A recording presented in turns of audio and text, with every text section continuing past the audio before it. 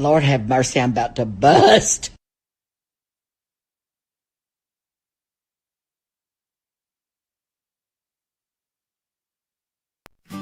Hey, it's time for the show, and here's a song written by AI. Oh no, I hate AI, you say, but who cares, cause I mean, that's progress, man. Like, see many taxis around anymore, or elevator operators. Got women, you baby, who is crying? Oh, it's you, the baby.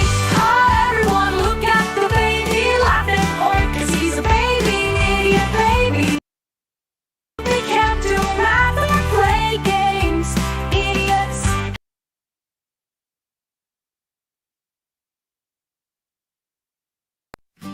Hey, it's time for the show, and here's a song written by AI. Oh no, I hate AI, you say, but who cares, cause I mean, that's progress, man. Like, see many taxis around anymore, or elevator operators. Got women, you baby, who is crying? Oh, it's you, the baby. Hi, everyone, look at the baby, laughing, or cause he's a baby, idiot baby. Babies are dumb, they can't do math or play games, idiots. Hey, welcome to the show. I got a secret to tell you, I like you. I mean, really, really like you. Like in a sexy time way. Holy cow, I did it, I said it. Man, I finally admitted how I feel. Love going to therapy, but I still hate the babies, yeah.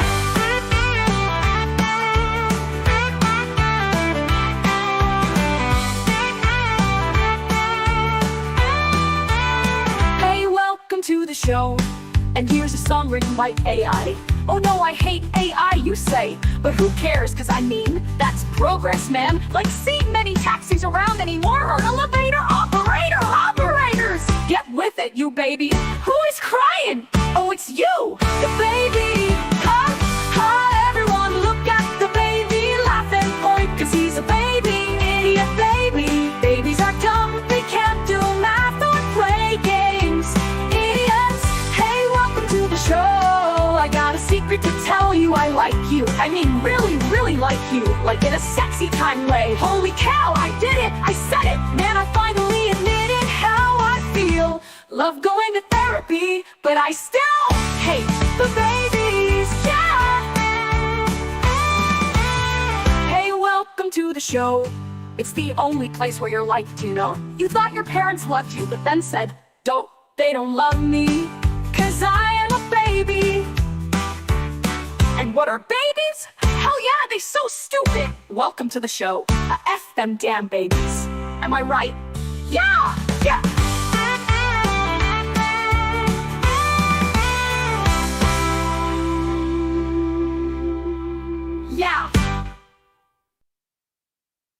Look, I don't understand how anyone could assume that there we go. Hang on. Hey, it's time for the show. No, not again. I don't understand how anybody could hate the AI or the babies, but that's what the singer came up with. I said to the lady, please give me a really good, it doesn't matter. Welcome to JAFFE Speaks for the 5th of March. It's nice to see you. Oh, is it? The whole song is extremely cringe. You owe me $5 every single time you write the word cringe. I'm so tired of people saying cringe. Everybody's ashamed. My daughter sent me a great video the other day about how her generation, everybody's ashamed to get called out. Everybody's terrified to be cringe. I'm not afraid to be cringe. I think that we've made perfectly clear over the last few years we've been streaming together, my friends.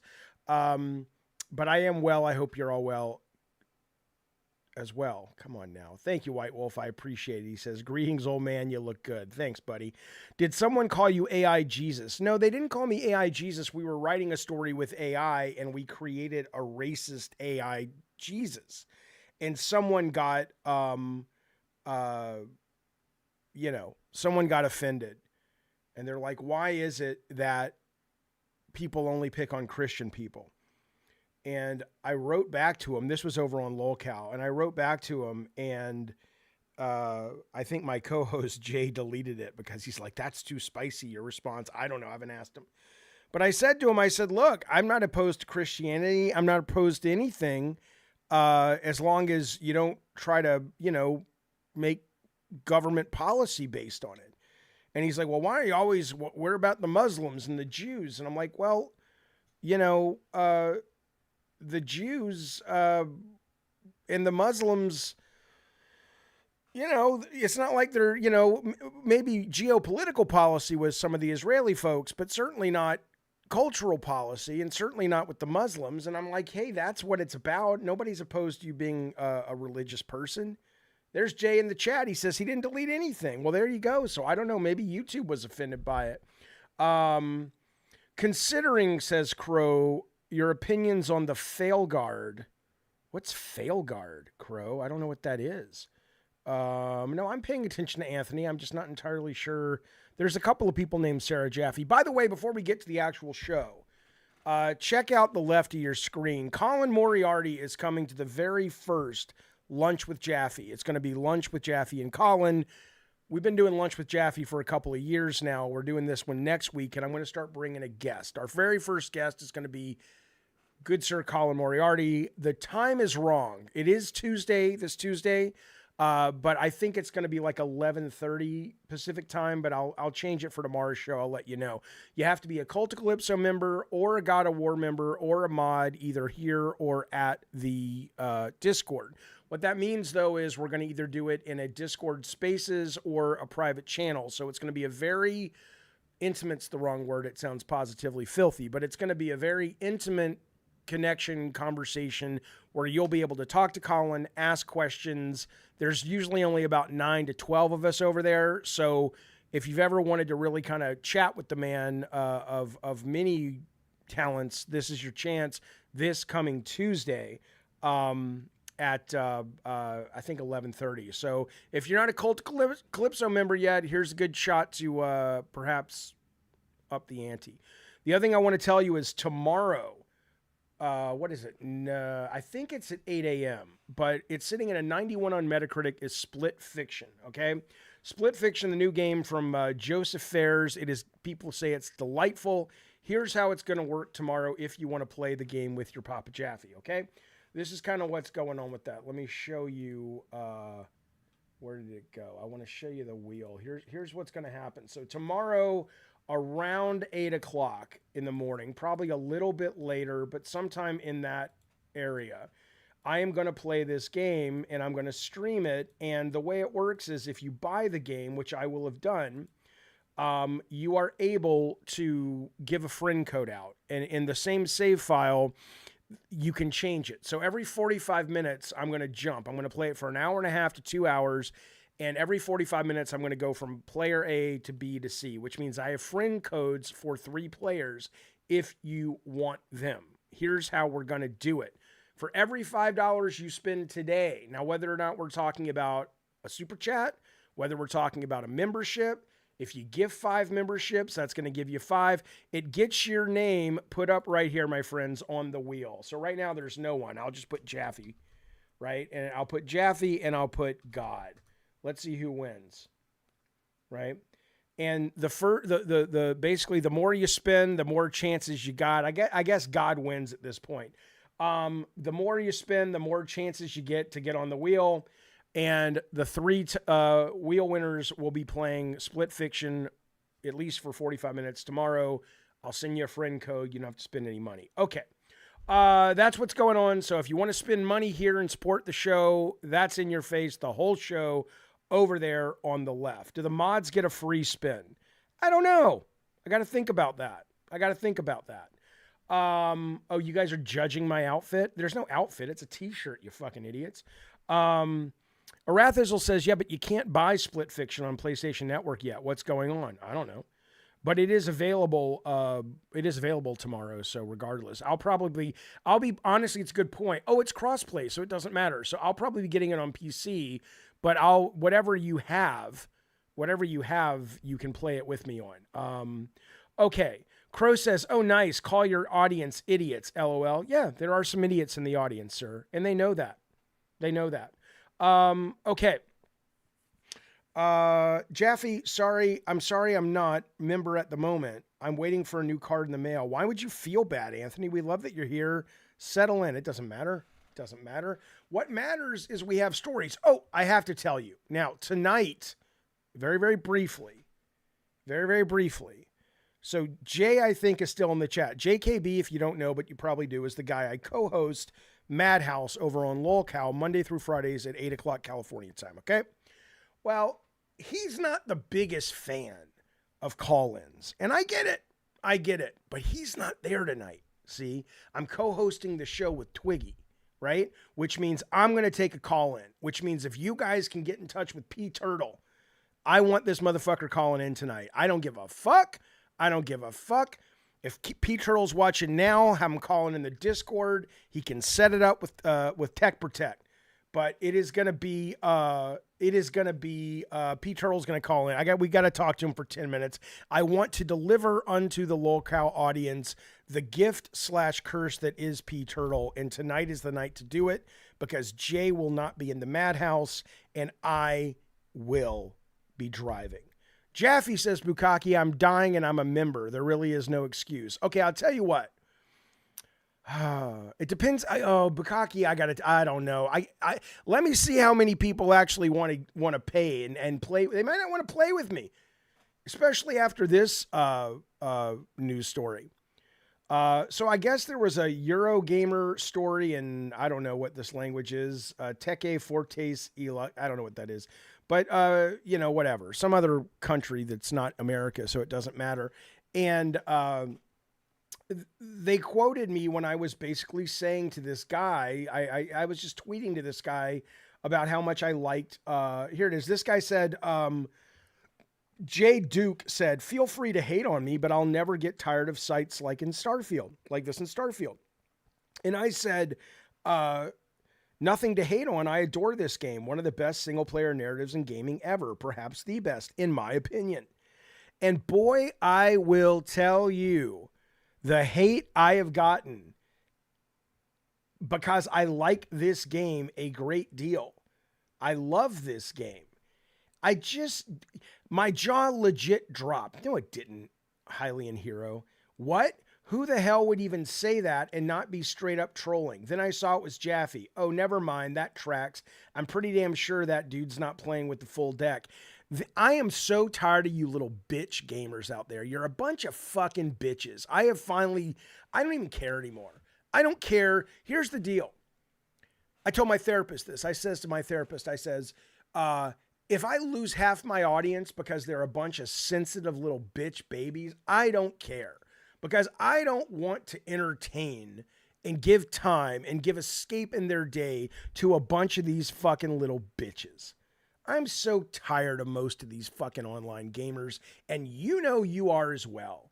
They're gross, they're disgusting, they're babies. And what did we say about babies on the show? Fuck them.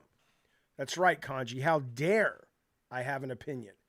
Did I play it? Yeah. Did I finish it? Yeah. Did I finish it 3 times? Played it 3 times? Yeah. I really fucking loved it.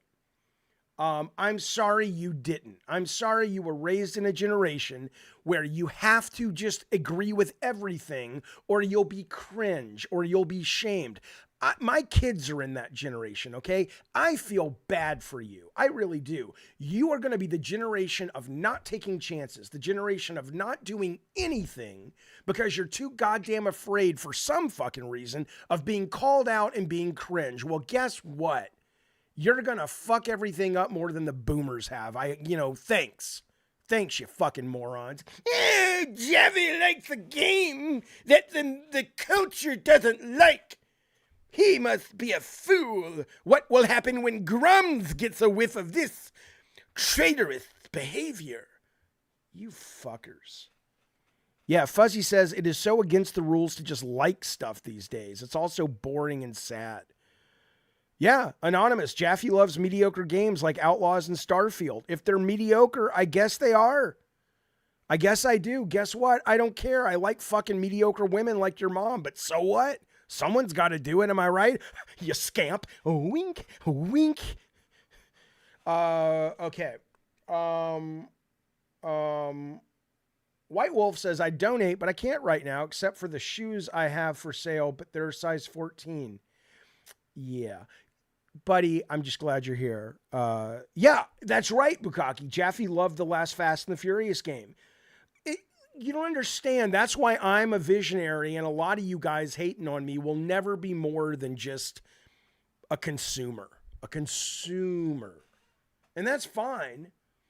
But you don't know how visionaries like me work. We eat everything. Yeah, Jaffe, because you're fat. Oh, a fat joke. I get it. Okay? But what I'm saying is you have to, you play up and down the budgetary spectrum and rectum. You play up and down the critical spectrum because there will be things you find. Let's briefly take, just for a brief moment, I don't want to belabor the point, but let's look at Fast and Furious Crossroads Metacritic. It's abysmal. It's abysmal, okay? But unlike you guys that can't look at something and see, not all of you guys, but unlike some of you guys that are incapable of looking at something that is half-baked, or like you don't have the capacity that a visionary like I do to see the diamond in the rough, right? So I can play this and I can love it. Shred the tires, you goddamn right. I can play this and I can love it because I know what it wants to be. And I get that it's not perfect. I get that there's a bunch of this that is broken in a lot of ways. But it's still, if you get what they're going for, it is fucking delightful. Delightful. Crow says the fail guard. Is that Veilguard, or are you doing Starfield? The fail guard, I guess he means Dragon Age, was a mess that you excused. Your quote visionary status is a joke. You lean into the company's agenda, not the gamers who are your audience. Shut up, you little tiny bitch. Let me tell you something. I don't care. This is why we're different. And this is why I'm so great at life and you're bad at it. Is I don't care about my visionary status. You know why? Because I know that that is all horse shit. It is media propaganda whipped into a frenzy by PR at billion-dollar corporations to get you to buy. Whenever you see a trailer from the visionary mind of, and you get excited like, I want that. I want people to think of me like that. You're falling for it. I don't give a fuck if there's a fucking visionary mind. I don't give a fuck what you think about my fucking mind. I'd prefer you didn't think about my goddamn mind at all. I happen to really love Dragon Age Veilguard. It was one of my favorite games I played last year. I don't care if you don't love it. I don't care if you don't love it. Bukaki, yeah, Bukaki's right. That's true. I'm playing Avowed and I'm loving it. I'm curious if you've played it, says Mark. I have. Not a lot of it, though, because I'm still trying to finish Dragon Age. I've got like 3 levels left or 3 missions left. But I played it for about 20 minutes. I really liked it and enjoyed it, and I'm looking forward to going back to it. Absolutely. Crow, nobody cares. You're a nothing. You're a non-contributing zero. People judge the game for what it is, not what it could be. Yes, I play games differently because I am a fucking visionary.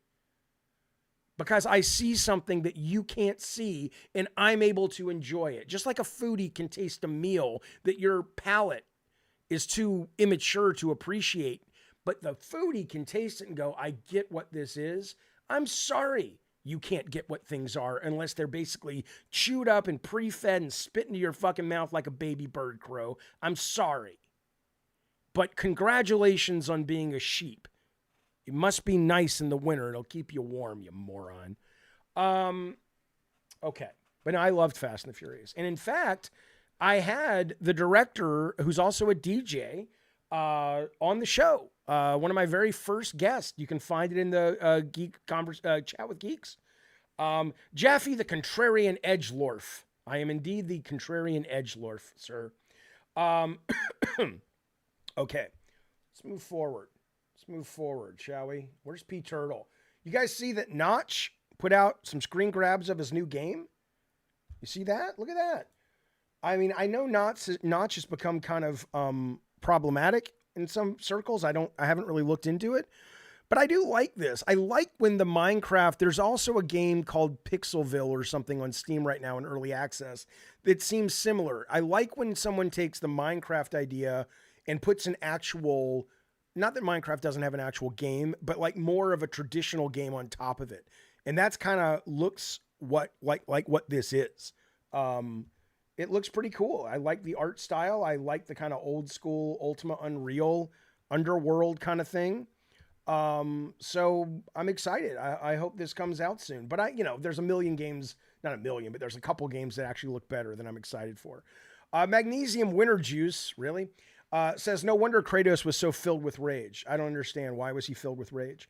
Good afternoon, Be Nice. Nice to see you, pal. Okay, but anyway, there you go if you're into that sort of nonsense. Let's jump to okay, we're going to go to politics in a second. I'm going to show you something. You guys may have seen it. I may get my stream demonetized for it, but I don't care because I think it's that cool. I'm willing to risk my financial joy so you guys are able to enjoy this with me. Although I am bothered. Where Lunch with Colin. Spin the wheel. Play. I guess you don't want to play Split Fiction tomorrow. No problem. No problem. Hello, Brad. That's fine. Don't play Split Fiction. Don't come to Lunch with Colin. Be little baby bitches. Okay. Let's move forward, though. I want to show you this. We'll talk about Trump in a few minutes, Eternal. But first, I want to talk about this. Have you seen this? You probably have. It's only 3 minutes. It came out a month ago. It's He-Man and the Masters of the Metalverse.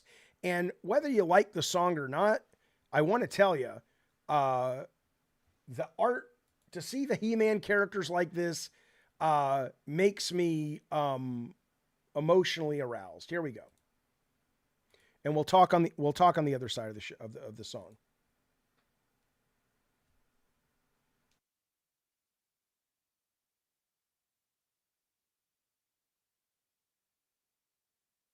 I mean, come on.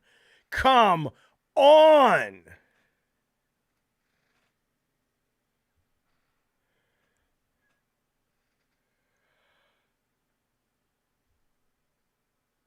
Man at Arms. Was it Tila? Come on now. Oh, wait, you can't hear the sound?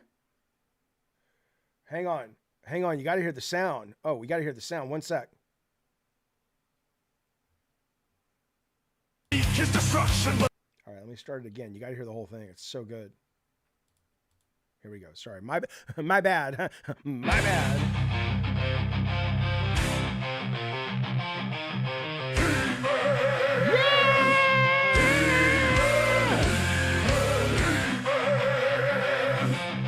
The bar is called Eternia.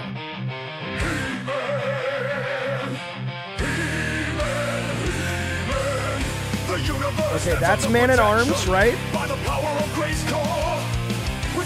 Tila.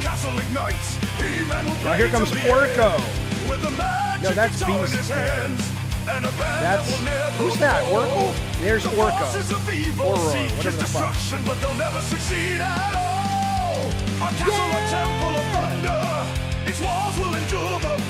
Come on, man. This is awesome. The fury of Metal Skeletor will face our might. I'm going to be the new lead singer of Quitter when Bukaki dies.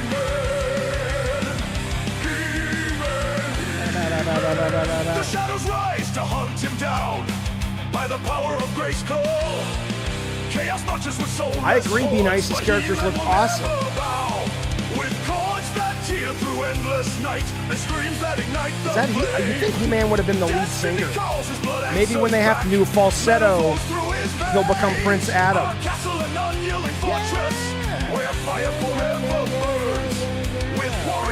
Oh, she looks great. That's my girlfriend.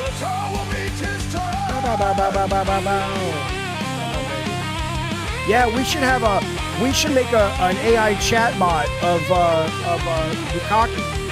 So if we lose him, we'll have. Come on now, that's not nice. Shut up, Bukaki. Jeff, have you seen the AI video of live action? No, I have not yet.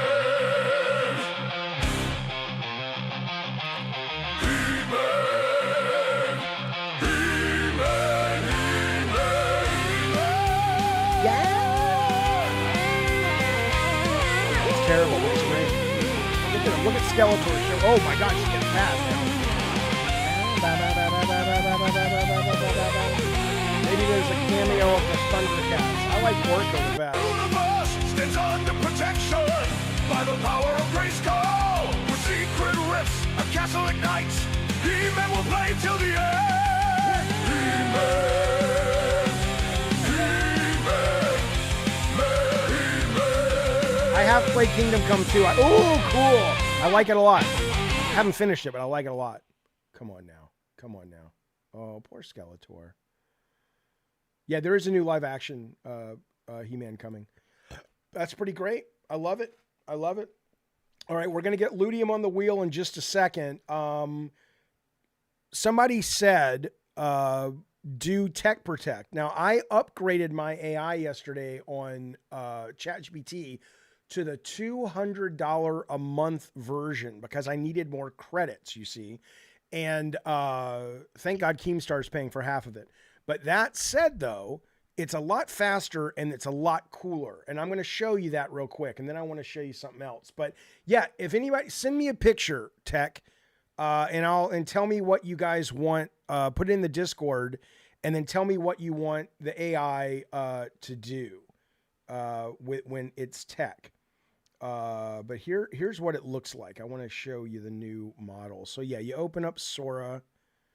And this is some of the stuff I've been making for various things. But like literally there was a user on the show last night who called in and said, I'm like, make me like a Friar Tuck. And this took like 2 minutes. I mean, I know you guys, I don't know, man. I don't know what to tell you. Here's what I'll say. There's enough people online that shit on AI that I am more than happy to accept that I may just be in the minority on this, but I happen to think this shit is really fucking cool. Okay. Here we go. So I got a picture of Tech Protect. And so now what I want to do, is I want to, let's make it. Okay, so we put his picture in there. What do you guys want him to do? What do you guys want him to do? Hey, Hidosho Toe. Some goodwill and blessings for your upcoming game or movie that we will all love. Thank you, buddy. Would you like to be on the wheel? If you would like to be on the wheel to spin the wheel, if you're available to play for 45-minute split fiction tomorrow, that's what we're giving away today is a spin on the wheel for that. Let me know, Hidoshoto. What should we have? What should we have Tech Protect do from this image? And I'll show you how quick it is. But thank you, Hidoshoto. Okay, wait. Is Lunch with Jaffe for members only? Lunch with Jaffe is for Cult of Calypso members, God of War members, and mods on both channels, meaning YouTube for Gavin Games and Discord. You want him to throw gang signs? Give me something funny. Oh, how about this? Make him throw gang signs and then take a piss over a bunch of guns on the floor. Okay, here we go. Now I'm going to make it 15 seconds. So let's see what happens. So we'll go to the next story. We'll put it in the oven. It'll be ready.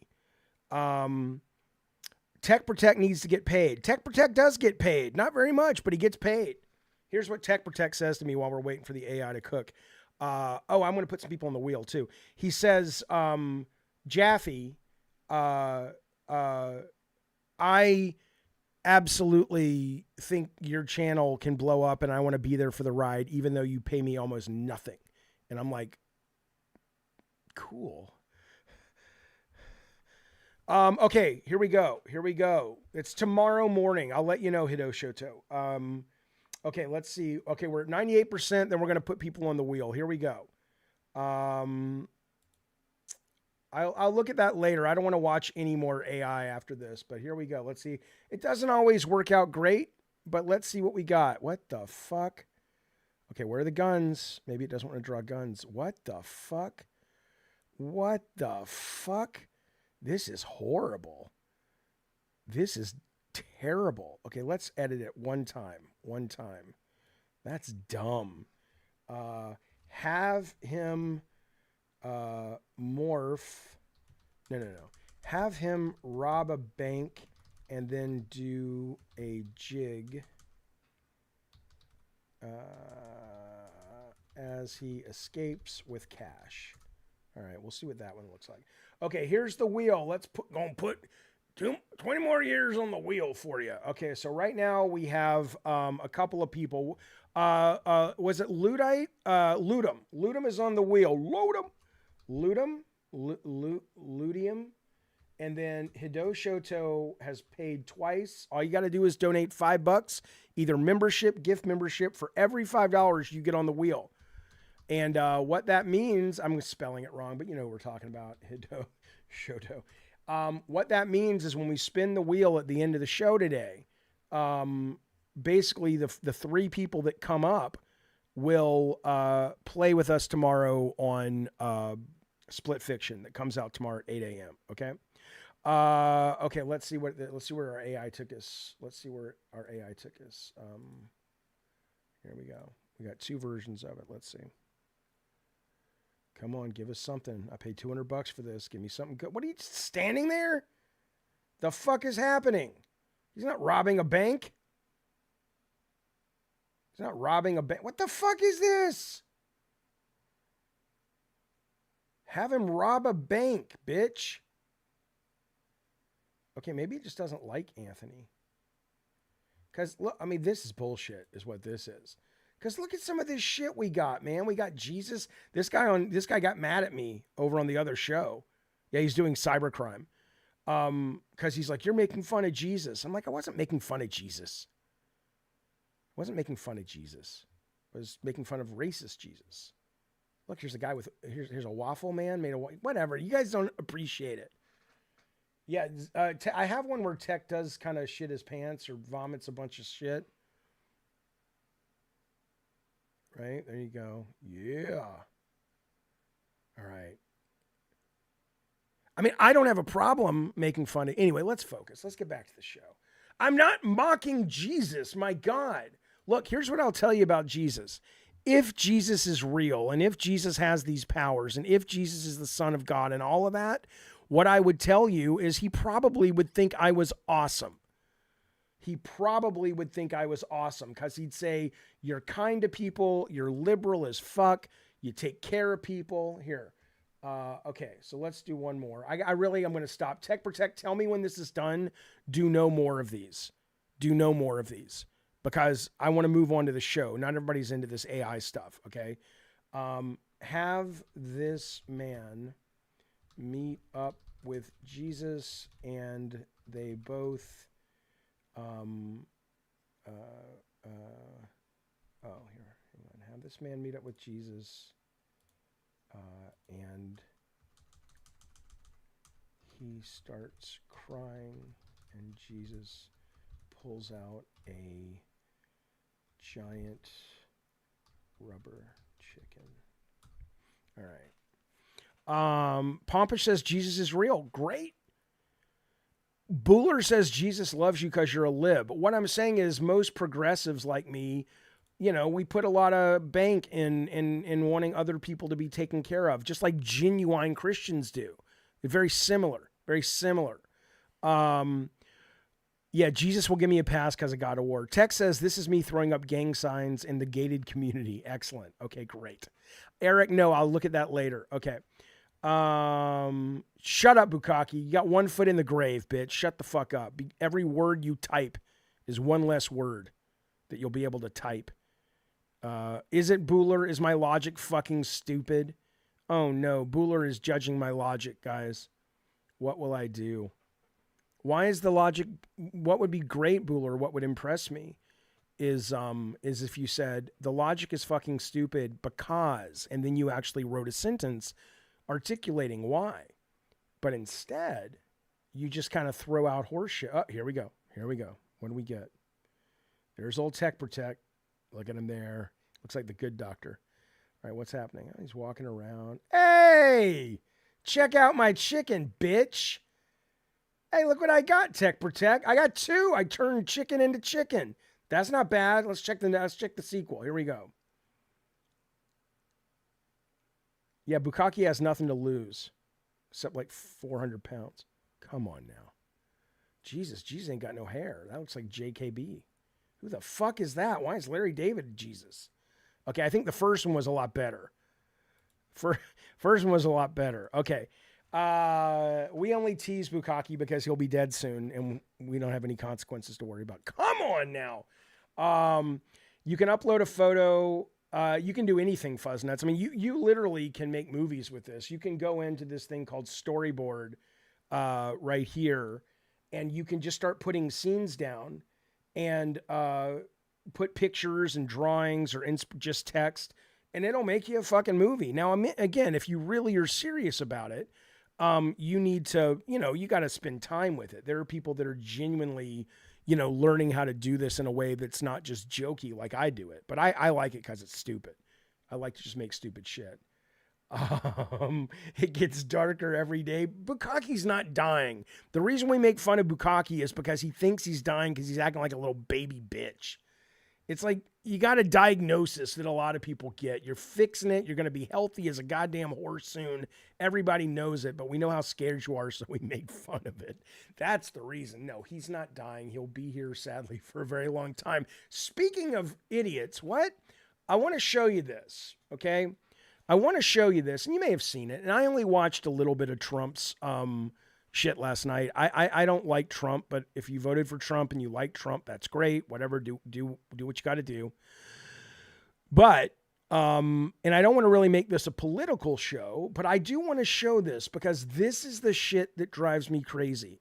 I understand that there are going to be people out in the world that have conservative views, and even though I don't agree with those views, I go, well, yeah, okay. My father-in-law, my ex-father-in-law is a conservative guy.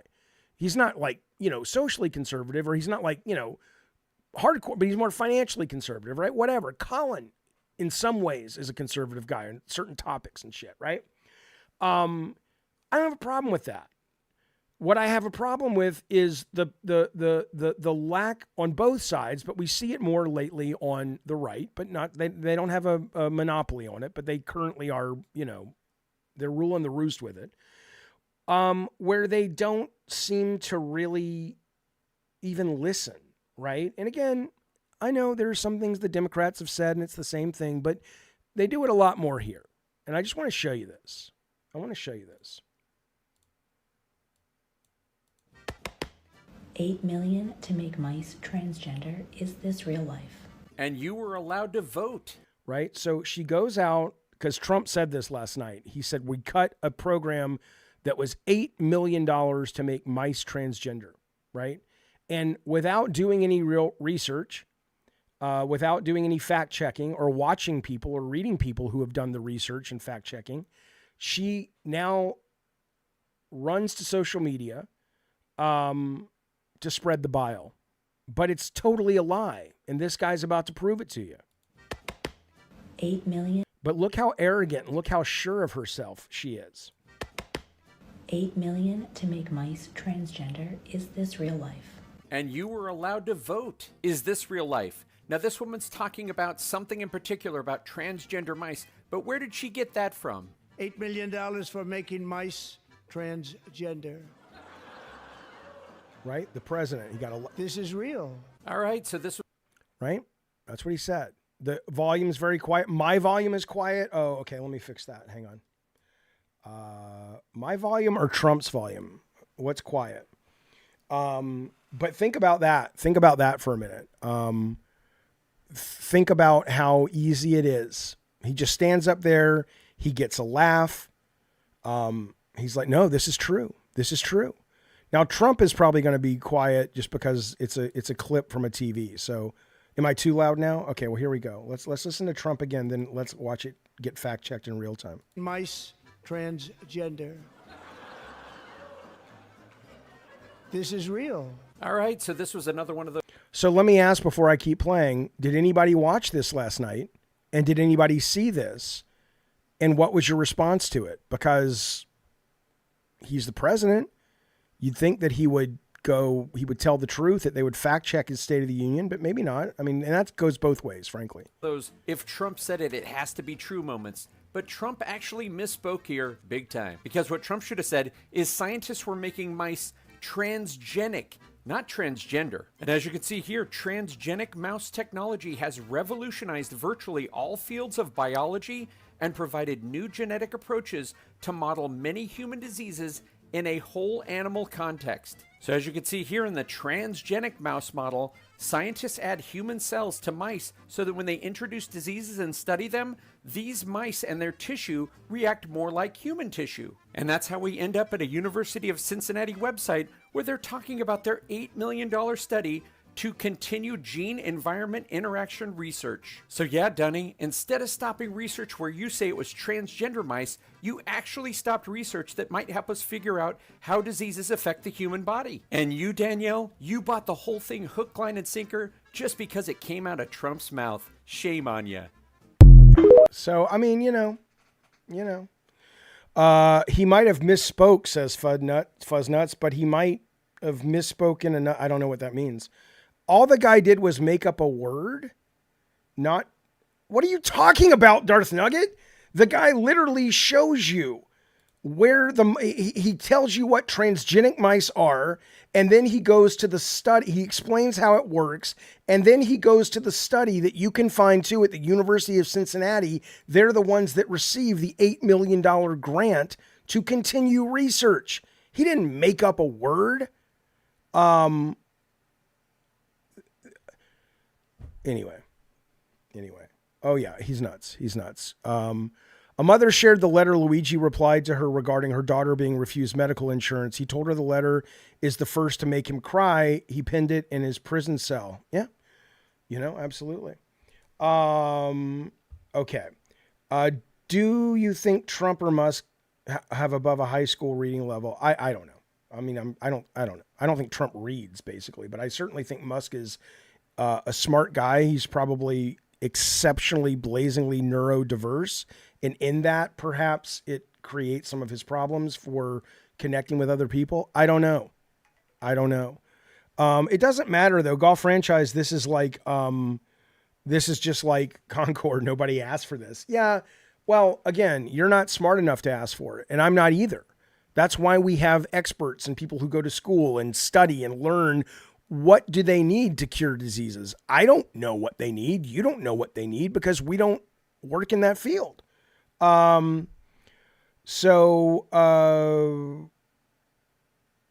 Jaffe says, Jonathan, Luigi's cousin plays in MLS.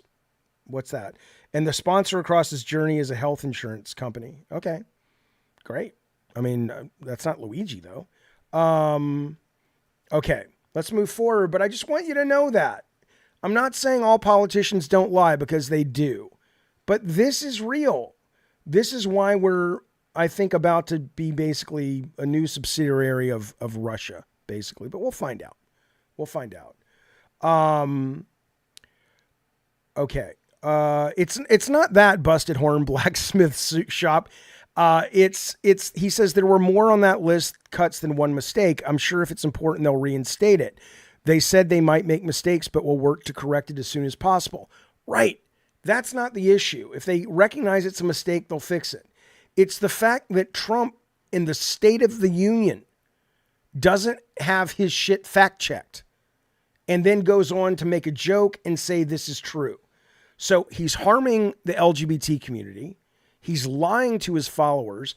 And at best, he's proving himself to be someone that doesn't cross the T's and dot the I's. Now, it's okay to not do that if, I don't know, you play bass in a band or you drive Uber or you're a crazy visionary artist. When you're the guy who basically is the most powerful man in the known universe, you'd like to think the State of the Union would be fact-checked. That's kind of all I'm saying. I agree with you, Lux. Okay. How about they do actual work and research into things before the mistake is made? They did, Necro. Literally, if you watch this, the University of Cincinnati is doing research and building on research of others from the transgenic mouse model. What do you mean? Anyway. Hey, don't say you're Fanto. I can't stand the guy. Just like Sony can't stand their employees. Sony cuts staff widespread across visual arts and PlayStation Studios Malaysia. Now, a lot of this, of course, is support staff. They're saying it's because, like VASG, the Visual Arts and Services Group, which Mike Mumbauer used to run, great group. That's where Nick Kononellis came out of. Really talented people there. They help with and sometimes do the whole deal with cinematics and cutscenes and, just all kinds of things that a team might need to kind of fill in the gaps of their experience they're creating. Super important. But I imagine they probably also look at it and say, because they have cut a number of games, everything from Factions to Twisted Metal, there was apparently another Uncharted game, things that keep getting cut. They probably just didn't need as many people. But I also think if any group is going to suffer at Sony first because of AI, it's probably going to be the VASG group and the Malaysia group as well, which does a lot of the similar things. Because there's a lot of ways to do some of the things. Like, I showed you guys, and again, it was literally done in like 20 minutes. It was nothing. I wasn't like showing it like it was great. But the other day on on this very stream, we did a Twisted Metal story about Mr. Grimm. And it was like, what would the story be like or whatever, right? And it was just like, instead of actually going out and paying for this stuff, we basically were able to do things that if you put a real artist on it, this is the stuff VASG used to do. And now it's just kind of like, oh, well, you can just fucking put a couple artists on it and that's all you need. That and a couple of seats on Sora, right? So I get why that department specifically would be, would be struggling when it comes to layoffs and whatnot. Like I said, this doesn't look ready to go, but it does look like, hey, you could actually take this and do something with it, So anyway, it is what it is, but I wanted to share that. And obviously, it sucks when anyone loses a job. The Sony people are some of the best, and I hope they do well. Yeah, that wasn't Mr. Grimm's revenge story. We did the story of Mr. Grimm that we cut, basically. Okay. All right, let's jump to this. 2025 game publisher rankings from Metacritic. I've not looked at this, but every 15 years, so for the past 15 years, they've been basically celebrating the publishers that have the highest Metacritic rated titles. And we are now looking, as of March 5th, at their 15th annual reveal. So here we go. They have 40 of them, but I'm just going to take you through. Let's start at 20 at this point. I'll go through all of them, but not with you. I'll just tell you the ones before we get to 20 that stand out to me. 3D Realms is number 28. With a Metacritic score average of 71. I think they only put out one game this year, which was called Bloodless, that I actually got paid to play and put a review up. I loved it, thought it was great, but it was just one thing. And so that probably was what did them in. But that's number 28. Number 27 is a surprise, but probably not because they only put out one thing. Bandai Namco.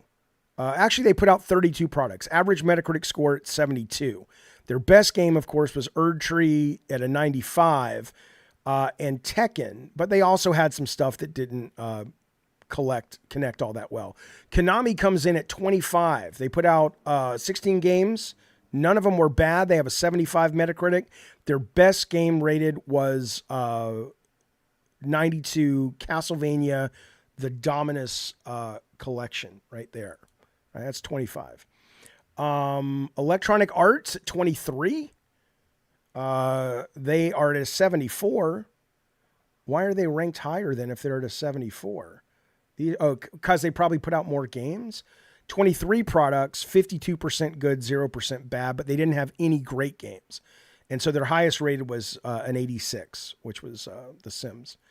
Nintendo, 13 games, 0 great games. Paper Mario was their number one game. Average Metacritic score 76. Probably because they put out a bunch of middling products, it says, like Fitness Boxing 3, Endless Ocean Luminous. Zelda produced its lowest scoring release in 2 decades, which I love, but it was Echoes of Wisdom. Let's see, who else? Ubisoft to 75. Prince of Persia 88, their highest ranking game. 0 bad games, 7 titles, 65% ranked good. What else we got? Digital Eclipse of Atari fame and a bunch of those great Atari collections and remakes and Night Dive Studios. Tetris Forever got an 89. That's the documentary game. 78 Metacritic score, number 15. You think Sega's going to win? Let's check it out. Devolver, excellent. Good to see them up there. I love them. 78%. Road to Elysium is at a 90. They put out 23 games. Take-Two, 76%. Best 2024 game, Red Dead Redemption featuring Undead Nightmare, an 83. And they put out 12 products. Okay.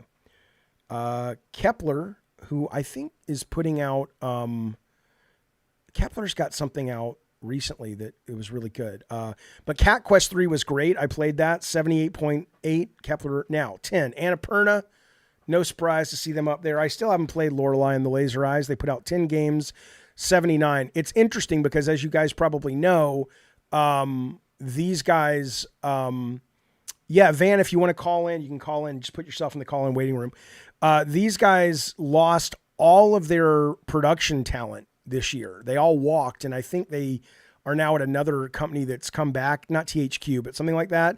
And now they have new people running it. So we'll see if they're able to continue their amazing run that they've had since they were founded. But Metacritic score average 79, 10 products, 80% good. Okay. Microsoft coming in at number 9, 26 products, 1 great game, which was Pentiment, 77% good. So overall 79.4. That's because you got Indie, Call of Duty Black Ops, Warcraft, Starfield Shattered Space. I would have thought they would have been a little higher because I don't know what Indie got or what did Black Ops. Let's see Black Ops real quick. So that's an 82. I mean, that's fair. That feels right for Black Ops. Raw Fury has some great games. They're at 78%, put out 6. Square Enix ties with someone. They jumped though. They were at 19 last year. Now they're at number 6 because Final Fantasy Rebirth got a 92. 1 great game, 26 products, 81% of those products were good. Here we go, boys. Well, let's see who they tied with. Gamera Games. What the fuck is Gamera Games? Shogun Showdown. They put out 6 games. None were great, but the average score was an 80. I don't know what the fuck these games are. Okay, well, here we go. The top 5, boys. The top 5 game publishers of 2024. Bum, bum, bum, bum, bum. Focus Entertainment, of course. Warhammer got an 83. 11 products, 91% were good. Average Metacritic of 79. 79. Excellent. I don't know why Bukaki won't play this goddamn game with me, co-op. It's really lame. Especially since he might not be around that long. Whatever. Banisher's Ghost of New Eden they put out, and Expedition's a Mud Runner game. Expeditions did not get great reviews, but I enjoyed it.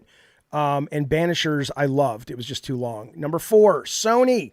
Mighty Sony. They put out 22 products. 73% were good. None were bad. 80%. Best game they had was Astrobot. They also had Destiny, The Last of Us Remastered, God of War Ragnarok port. Okay. What? Number 3, Axis Games. 5 products, Spirit Hunter Death. What the how did this? What? The second, what? The fuck is this? Who the fuck are they? And they put out 5 games, no great ones, but their average scores is 78. Sony put out 22 games, average score is higher, and they put out 4 great games, and their average, what? I don't understand this stupid list. It's probably number of games weighs heavily. The points up here. So these guys, when everything was added up, because they swung so many times, is what it is. Whereas these guys didn't swing as much, only 5 games, so they missed less and they got higher points. So that's kind of a don't know if I agree with the way to do that. Capcom, the greatest publisher, third-party publisher on the planet, in my opinion, number 2. Last year they were number 1. Average score 82. Best game they put out of 25 9 titles, 100% good, was the great Dragon's Dogma 2, which I just wish they would change the voices of the goddamn AI. And number 1 is Sega. Whoever guessed that was absolutely right. They were 9 last year. Shuji, who runs the place now, who I knew at Sony, really good guy, shepherded in 82, 83% average Metascore, 86% good, 3 great games, including what is many people's game of the year, Metaphor Refantasio, at 94. So there you go. There you go. Capcom's been to the top of the mountain before, as has Microsoft and Sony. Capcom seems to... Microsoft has been there, and Capcom and Sega have been there multiple times. Everyone else are sort of like one-timers. So, no, Sega Refantasio. Yeah, it's weird, isn't it? I didn't know they published. Atlas published it, and Atlas is owned by Sega, so I guess that's why. Isn't that correct? If I remember. Okay, let's move forward. Right now, I know who I'm playing the game with tomorrow. If you guys want to play Split Fiction with me tomorrow in the morning, you have to be on the wheel. I'm going to play with 3 different people. The 3 or the same person, like Hideo Shoto has 2 ticks on the wheel. Ludum only has 1. At this point, I'm playing for an hour and a half with Hideo Shoto and 1 hour, 45 minutes with Ludium. And you don't have to buy anything. It doesn't matter. As long as you got a PC, Xbox, or PlayStation, it'll work. You don't need the copy of the game. I will give you the friend code. All you need is 1 copy of the game. You don't even have to have it on the same system. You enter the friend code and we can play. And then I can take your friend code away and give it to someone else. And we can continue where we left off. That's how we're doing it tomorrow. So if you want to be in this, or if you want to come to lunch with good Sir Colin Moriarty and me in a very intimate setting, like 10 to 12 people, get all your questions, listen to us shoot the shit, bring your lunch. We'll talk about whatever. Movies, politics, video games, journalism. You can ask all your, I can't guarantee I'll answer your Greg Miller questions, but I know a lot of you guys want to ask about Greg. And this game that we're playing tomorrow, Split Fiction, is sitting at a 91 on Metacritic right now. 91. So open up the wallets, boys. This shit ain't cheap. You know how much I paid for this face? Jesus fucking Christ. Am I streaming from the Olive Garden? No, I wish. All right. A Way Out and It Takes Two are fantastic. Right. Absolutely. Well, It Takes Two won the game of the year last year. I think it was last year. It won last year, recently. Yeah, you think I wake up looking this way? You goddamn right. Botox and all kinds of things. It's a delightful way to live your life. Listen to this. Steam NextFest is over, which makes me cry. 2021, says Blackjack, is when it won. All right, Ludum is back on the board. He's like, I'm even in the odds. I'm not putting up with this shit. I won't have it, he says. I won't have it. Ludium is on, and now we got Johnny. I'm spelling it wrong because it's fun. Boucher. All right, the wheel is filling out, but all you got to do is pay more to have a better chance. Jonathan says the shilling worked. No, it didn't. The shilling should never work. It only works because you want these things. If you don't, I'm doing a bad job. I would assume that you guys would like to play Split Fiction, basically the minute it comes out, at least California time, without spending any of your money to see if you like it. I also assume that you would want to come to lunch with one of the most intelligent, experienced, storied, and controversial at times video game journalists, podcast creator, entrepreneurs of our digital gaming lives. That's not shilling. That's me going, here are my goods and services. Are they worth your ducats? I'm going to keep smiling. I don't have a good smile. I have a good smile like it's a genuine smile. But I don't have a good smile. Like whenever I finally locked in on my E3 smile, because a lot of times I would go to E3, people would say, oh, can I take a picture with you, Jaffe? And I finally realized the best smile for me was just doing this. Right? But like the people who can smile like with their teeth and stuff. I don't know how to do that. I don't know how to do that. Matthew says, if you think Colin is controversial, you have a very low threshold for controversy. No, I don't, but a lot of my audience does, because literally we had people in the chat earlier that were saying to me, man, what a dumb take. You love Starfield. That's controversial to them, right? So Colin is like having, Trump merged with, the Maplethorpe's piss Christ. Look it up. I love you as well, Ludium. All right, let's move on with our goddamn day. I want to tell you about something. So NextFest was last week. I enjoyed it. I just didn't get, I've been very busy the last 2 weeks. It feels like I'm starting a new job or going to school, like a new year in school, doing this show, which I love, and doing the Lolcow show, which I love. Figuring out that into my life has just pushed me away from being able to play as many demos, which I absolutely love doing. So I didn't get to play as much as I wanted, but I do want to tell you what February's most popular demos were on NextFest. And did you see, by the way, I'll get to that in a minute. Did you see that Sony is now starting an official beta program? Now, it's still a little vague. You can sign up for it, although a lot of people have been getting like errors and 404 and whatnot. All this is over at the PlayStation blog. But at the worst case, it's just convenient, which is any developer wants to have a beta, and beta means a lot of different things to a lot of different developers. More often than not these days, it's basically a demo or a network test.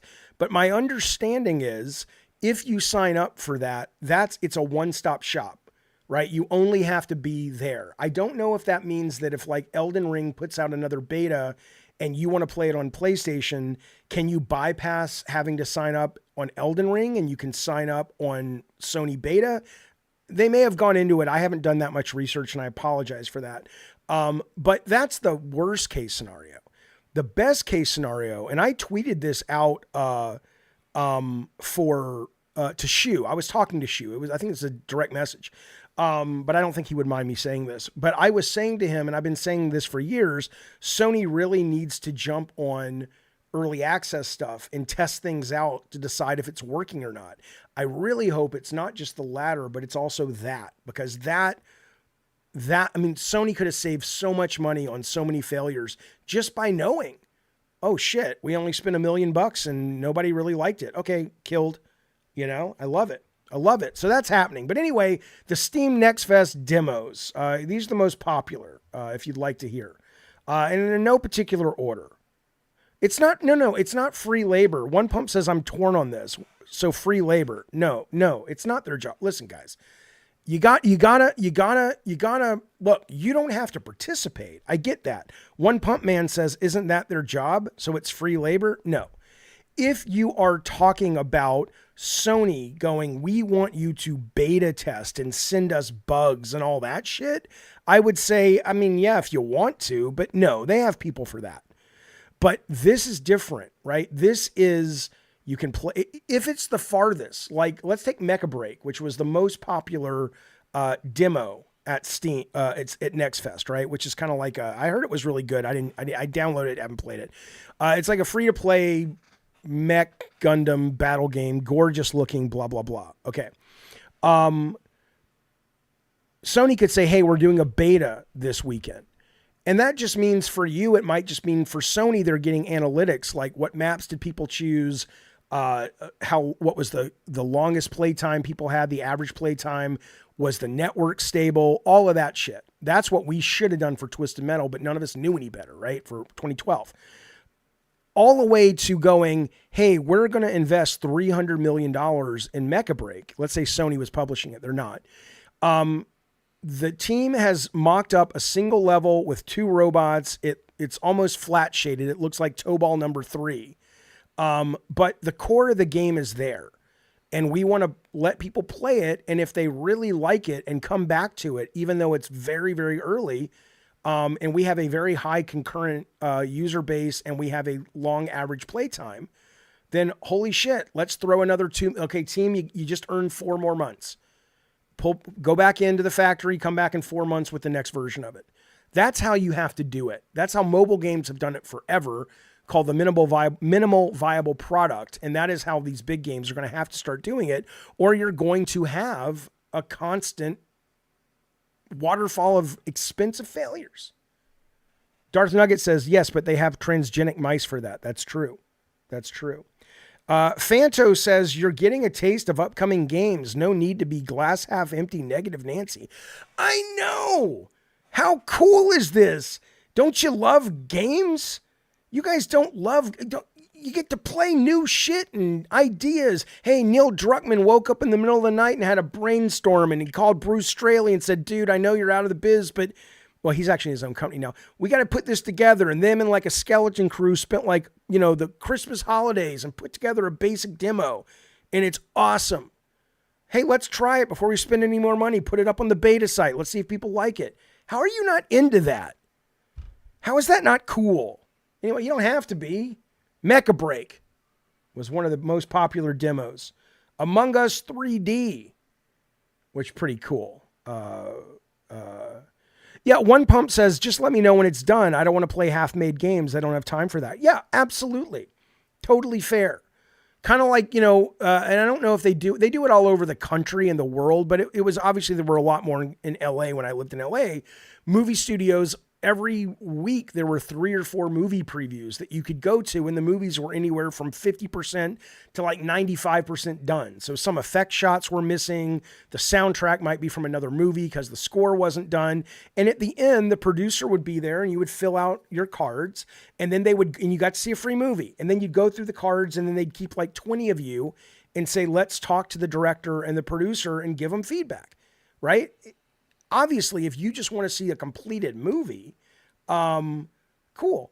But a lot of us like the idea of a free movie that we could also have some input on. And, a 90% movie for a rom-com is pretty much the movie. You've seen it. They're not going to change that much. That's a good point, Blackjack. You rarely have them, so I'll read it. He says, playing a game before it's done sounds like the industry for the last decade. Yeah. Roadcraft, great fucking game. I did play this on stream. This is delightful. This is Tonka trucks building roads and power factories and all kinds of cool machines. This is excellent. Gothic Remake was one of the top ones. Fellowship, I don't even know what that is. Sounds like some religious game. Solar Punk sounds boring as fuck, but that was real popular.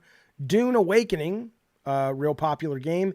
Haste, which is like an endless runner platformer, looks really good. That's up there. Shape of Dreams. Don't know what that is. Schedule 1, don't know what that is.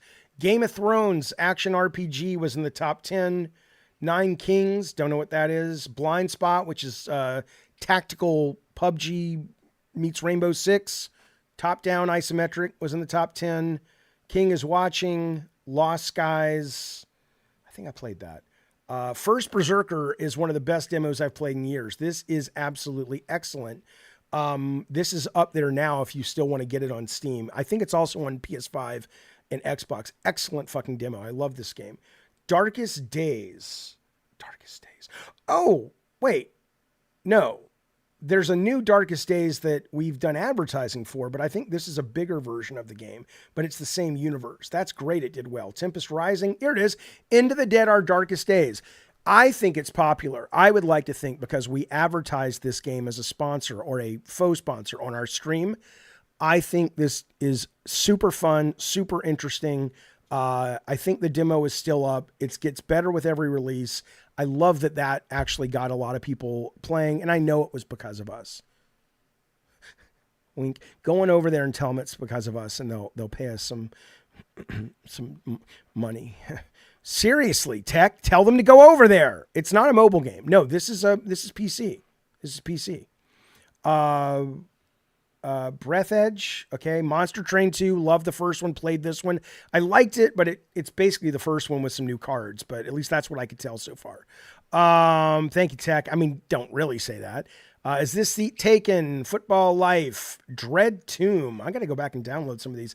Emissary Zero. Animal Spa. Tower of Babel, Aether, Solstice 2, Asgard's Fall, Jesus Christ, Wander Stop, Legend of Hero. Okay, there's a lot. Deliver at All Cost, I liked, but I didn't like, but I liked the art of it. I need to go back to this one. Here's the bigger point. If you see any of these that you are interested in, don't assume just because NextFest is over, you're done. Because a lot of, now some of them are gone for a while. Some of them you've downloaded and you can play, even if it says that you don't have a license. Ask me or Tech, we'll show you how to get it. As long as it's in your computer, you can play it, even if the license is expired. And some you can still download and play now. So, NextFest is the shit. I hope we're going to start seeing more and more of this on console. Why everything sounds meh, says Lammy. Well, because there's a lot of games and it's very hard. There you go, Rob.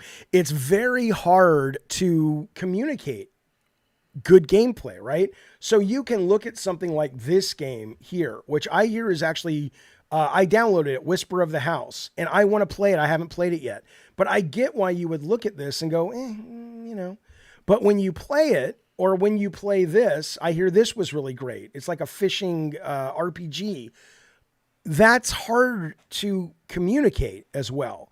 And one of the great things that they were offering with Stadia, and obviously Stadia shit the bed for a lot of reasons that were valid reasons to shit the bed, is they were saying on YouTube, I could be playing the game and I could say, oh, here, everybody, click this link, and it just works in your browser. So there's a new way of marketing this stuff, given that interactivity really is the lifeblood of this. And it's hard to capture that in a screenshot, even a trailer. All of these have been done so many times, says Soggy. Again, you're not giving it a chance. My understanding, let's just take this one, and I'll play this one tonight. Maybe I'll play it on stream. But let's just take Whisper of the House. Whisper of the House, my understanding is it has a lot in common with unpacking, but it also has a lot in common with what does it say? Very positive, organizing and decorating, various requests from townspeople helping them move, organize, clean their spaces. In the process, your gentle touch might make a difference in their lives, perhaps uncover some hidden stories, right? So conceptually speaking, you're like, yeah, whatever, right? But fundamentally, when you start playing it, if suddenly through the gameplay, you start discovering really well-written, interesting stories that is communicated through the mechanics and the set design, that is rare, right? That is cool. So I'm just saying a screenshot is a really rough way to judge a game other than just judging the graphics is what I would say. But I am looking forward to playing this one. Okay. Marathon pre-order bonuses. Let's talk about that real quick, because what does that mean? We've heard that Sony might be preparing another, whatever they call them, showcase, state of play, not state of play, the showcase or whatever, where they give us more demos, right? So, but the fact that pre-order bonuses have leaked, I don't think it means this game's ready to come out necessarily, but maybe they are ready to actually reveal gameplay, release date, and, and then an actual pre-order thing. And I can see you in the chat, Ravnos, you think it's DOA. I mean, I don't know, and you don't know. Here's all we really know. We know Bungie as a company right now is kind of lost a lot of their key talent, but we know that they also are responsible for great games in the past. We know people love the shooting and melee attacking in Destiny. There's no reason to think that's not going to be this, but it might not. But, there's an interesting mechanic in this that I think what it is, if you look at this character running, instead of because I do think this is Extraction or Battle Royale or whatever.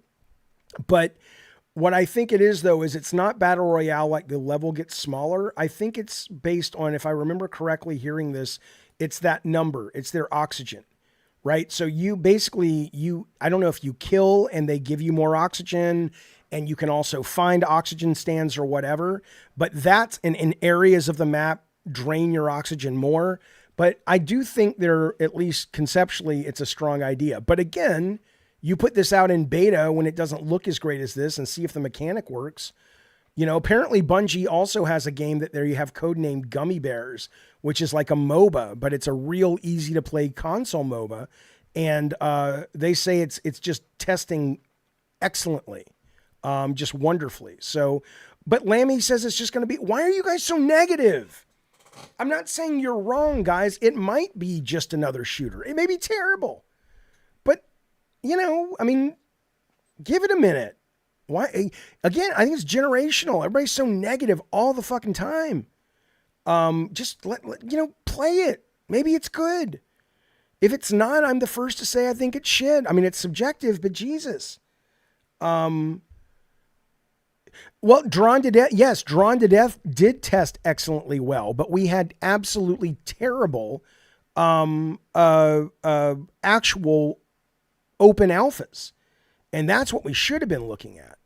But we didn't. It was a mistake. But again, there weren't a lot of service games to learn from at the time, at least within Sony. Ravno says, Jaffe, it's trend chasing. What do you think this industry is? It's all trend chasing when you get into these budgets.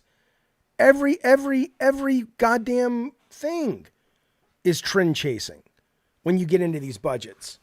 You try to put as much magic and uniqueness into the game as you can. But, you're going to spend that much money and that's how you get your Death Strandings that don't sell as well as you probably want them to. Ludum says Steam NextFest was really good this year. I saw Awesome Tatum just joined. I'm wondering what he really liked. The test for Drawn to Death, that the open alpha test were not open alpha. Those were open. Those were on the internet. And we should have known, holy shit, we can't keep our audience. People would come in on Friday and by Sunday it was dead. The test that Sony looked at from a standpoint of, is this game going to work? Those numbers were looked at from local tests, which was a mistake. I'm not opposed to Death Stranding. I'm just saying that if you're trying to make a lot of money and be successful in the business, you got to be willing to spend that money and at least go, we're going to work within a genre, Okay. All right. Yeah, I agree, Liam. Chad is crying about live service, but forgets the live service is the most popular type of game. These guys are in a tiny minority. Yeah. I mean, I don't mean that in a disrespectful way, but it's true. The gamers that came up with the shit I worked on, that's a minority now, unless you're playing on indie or AA. Rocker Matt, glad I can resub to your awesome community. Toss some ducats. Thank you, sir. Thank you, buddy. Keep up the great work, sir. Jaffe, have you ever tried Yandere AI? It's an escape from your AI. Yes, I did play. And I did it on stream, Rocker Matt. So there you go. Rocker Matt is here. Cult of Calypso. He's resubbed. Thank you. So Rocker Matt, does that mean you will be there on next Tuesday or this coming Tuesday for lunch with Jaffe and Colin? Are you coming to lunch? Who's coming to lunch? You got to be Cult Calypso, God of War, or higher. And you can come have lunch with us. There's only like 10 people going to be there, 15 people going to be there. It'll be an intimate conversation for an hour and a half, 2 hours. You'll have plenty of time to talk to Colin and me about whatever the fuck you want. Bring your lunch. I'll be bringing my lunch. Tech Protect is here, our very own producer. He's been a member for 9 months. He says, I love Death Stranding. Not made for most gamers, but it is a great story movie game. Yeah, I loved it too. It was just too slow for me and I was too busy. Also, a reminder, here's who we have on the wheel. We're going to spin the wheel in just a little bit. Right now we have Johnny Boucher, Ludum is on twice, and Hideo Shoto is on twice. So what we know right now is come tomorrow, if we don't get anyone else on the wheel, and all you got to do is, in fact, Rocker Matt, were you a member and did you upgrade, or you were not a member and you just joined the Cult Calypso, or you joined the Calypso last month? But right now, if nothing changes, if you spend $5 in a super chat or you spend $5 on a membership, every time you spend $5, whether it's a $15 membership, that's $3, one membership, whatever, however the $5 gets sent to YouTube, you get your name on the wheel. Tomorrow morning, when Split Fiction comes out, you don't need to own it. As long as you have a PC or Xbox or PS5, I will give you a friend code and we will play together, you and I, for 45 minutes. And then after that, you'll be kicked out and the next person on the wheel will get to play. So if you want to play and you don't want to buy the game, this is what's happening in the world. And it's happening tomorrow. Alana's still off. Alana, I think, has gone dark. I don't know what to tell you. Alana and I were talking a lot about it, and we made some concessions about what we could and could not let people ask, and I understood it and I got it. And then but then I'm like, okay, cool. And then she probably got really busy. So what I'll reach out to her again, because she's supposed to be in the first batch of lunch. So if it's not this month, if this month is Colin, next month we'll try to get Alana. Yeah, BT Maverick says he thinks she's on vacation. Okay. Okay, so let's do this. Okay, so Rocker Matt was diet soda, but he upgraded. What did it say? Rocker Matt says, I was a member of Cult for the longest, then went down to Diet Coke. So now you're back in Cult. I'll put you on there. I'll put you on there once because it's not a brand new sub, but it is an upgraded sub. Rocker Matt. See, it's filling out, boys. Filling out, boys. What are you going to do? This spin that I'm about to do does not count. I just want to spin it for fun. And then let me put Taylor Swift. I'm going to take her off, of course. She won't be on the actual one. I just want to spin it because it's fun. Let's see who wins. All right, so at this point, if this counted, but it didn't, Ludum would be one of the people playing tomorrow. All right, let's move on with the show, my dear friends. Oh, you can't see it, can you? I'm sorry. Here you go. All right, let's do it again. This doesn't count either. I love wheels. Taylor Swift. God damn it. All right. Well, Ludum, it's destined, but again, that doesn't count. Okay. I have not reached out to Samoa Joe because I don't really know how to. I guess I could figure out a way to do it. Maybe I will. It'd be good to have him on if he's willing. That'd be cool. Well, it doesn't count though. But Ludum's got being lucky. But I got to take Taylor Swift off though because she's not really going to show up because she's busy tomorrow. She told me. Okay. What are we looking at, boys? WWE 2K25. I'm excited for this game. There's a lot of cool wrestling shit going on. Elimination Chamber was really good. And I'm using up all of Ludum's luck. I'm sorry, buddy. Elimination Chamber was really good. And the game looks good. Season Pass, they've announced. Some people are pissed because it's not just wrestlers. It's also kind of pop culture people and other athletes. Let's see, you've got NBA stars are going to be in there. In July, there's a special celebrity guest who's going to be in there. Jesse Ventura, still a wrestler, of course, is going to be in there. Celebrity guest coming for May 2025. So, I'm excited for this. I'm going to try to do Jaffe Mania as well again this year because I thought it was a lot of fun. Oh, Destin would be a great guest. I would love to get Destin. I've had him on the show. I've been on his show. Smoke, I don't agree that wrestling is cringe. Wrestling is cringe if you don't allow yourself to play. Like, if you watch wrestling and you really feel stupid, then you're watching it wrong. You're either meant to watch it as a little kid and believe it's real, or you're meant to watch it when you've gained some brain pan and go, this is so silly, but it's still impressive and exciting and fun if you lose yourself in it. You sound like the kind of guy that role plays with your girlfriend and she's like, you be the cop and I'll be the prisoner. And you're like, but I didn't go to basic training. I'm not a cop. And she's like, no, baby, we're role playing. It's fun. Okay. Oh, I'm a bad girl who stole the gems and the diamonds and I need to be arrested and punished. But I don't arrest people. I'm not a cop. I work down at H&R Block, honey. And she's just like, dude, really? This is what I'm saying. You got to enjoy the wrestling. Enjoy the wrestling is what I would say.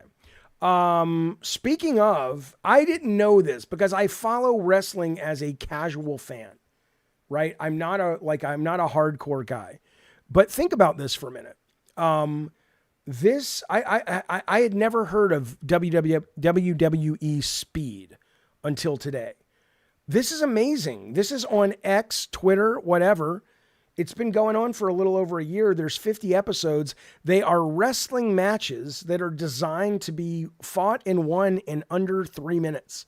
So it's like the Hearthstone of wrestling. And I'm going to start watching the shit out of this. I can't show it because they are the most effective at shutting down people's streams when they show their shit. But this is pretty cool. Does anybody watch Speed? And then the other thing, which is tonight on Tubi, is a new show called, here it is, WWE Evolve. It comes on tonight at 5 o'clock California time on Tubi. And it is like a reality show where they're looking for the next wrestling stars, but they are people who are training in WWE. And so we are going to see matches. We're going to see new people that are trying to sort of, you know, be pulled into the universe. It should be really, really good.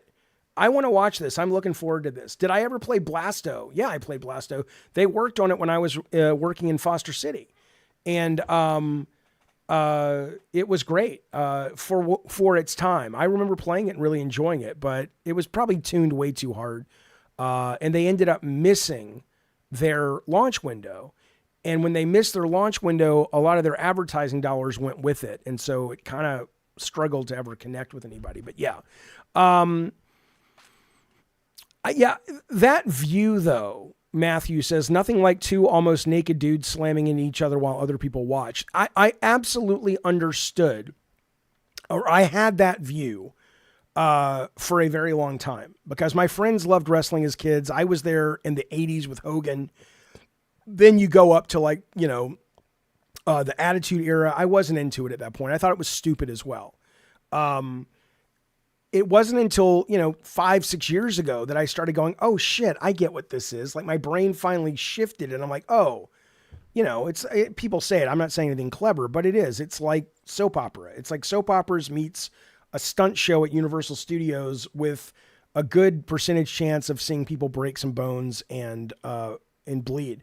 And again, Adam, I didn't come in through it that way. Adam says nothing like big meaty men slapping meat. Well, again, I do like some of the men's wrestling. They're good, but most of why I watch and got into watching was because the women, the women grunting and fighting each other and pushing each other around and having these stories. That's pretty hot to me, man. Alexa Bliss. Are you kidding me? Come on. There's some beautiful fucking wrestlers, man. They barely wearing a lick of clothes. Becky Lynch. What are you talking about? Well, I did Roadkill. I got into it for the women because, in fact, a guy who used to come to the channel all the time, Hogwash, is the one who really got me into it. And he was like into that woman, Asuka, and things like that. And that's when I started watching with the stream. And I was like, holy shit, this is really exciting and really good. So anyway, whatever. Do with it what you want, you fuckers. Don't wrestle shame me. That's right, Rob the Mod. That's right, Rob the Mod. Okay. Let's watch a trailer. Blades of Fire announced trailer. Blades of Fire is a God of War style action game coming to PC from the creators of Metroid Dread, which again, I had issues with Metroid Dread. But I also enjoyed their other games and I thought Metroid Dread was very well produced. So I think this is kind of cool, but let's watch this. I haven't seen this yet. Yeah, Terminator 2 looks great. Steel was a gift from the gods. But these are dark times. The Queen's spell has turned steel to stone and left her army unmatched. Only you can wield the hammer of the gods and bend steel to your will. You have been chosen, Aran Delira.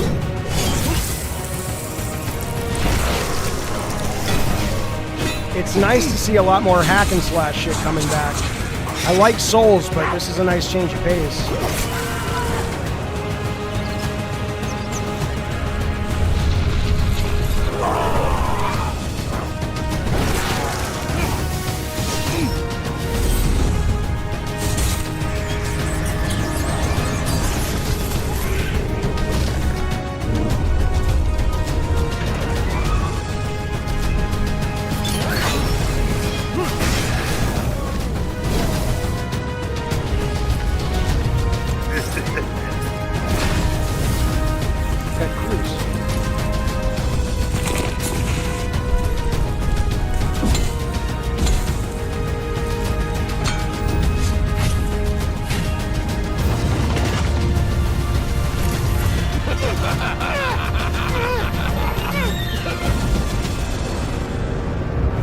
you can forge your legend.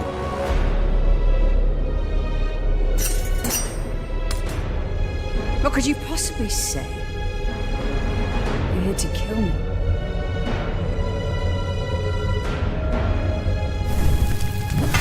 That's pretty good. It was decent. Decent. May 25th. Mercury seems good developer. I'm looking forward to it. You became famous for the Metroid takes, Jaffe. The Jaffe room is what they call it. Yeah, I mean, some people got to know me that way. Shut up, Bukaki. I don't know if they do, Adam. I'm just seeing this for the very first time. It says it's an announced trailer, so perhaps they don't have any other ones. So, all right. It's a new God of War. Yes, John. So basically just a new God of War clone with a bunch of generic demons. Yeah, just that. Just that. I mean, come on, man. I mean, not everything has to be breakthrough. Can't things just look fun? I don't know. Maybe that's why the people who call me a shill, maybe that's what's going on is they literally are like, the bar for a lot of gamers to just like anything is so fucking high that I'm just like, yeah, it looks fun. It doesn't need to be anything more for me sometimes. That's okay.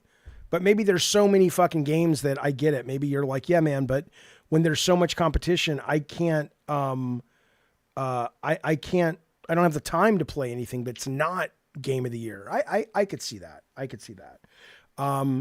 Okay. I want to show you something. I want to see if you can guess what you are looking at here.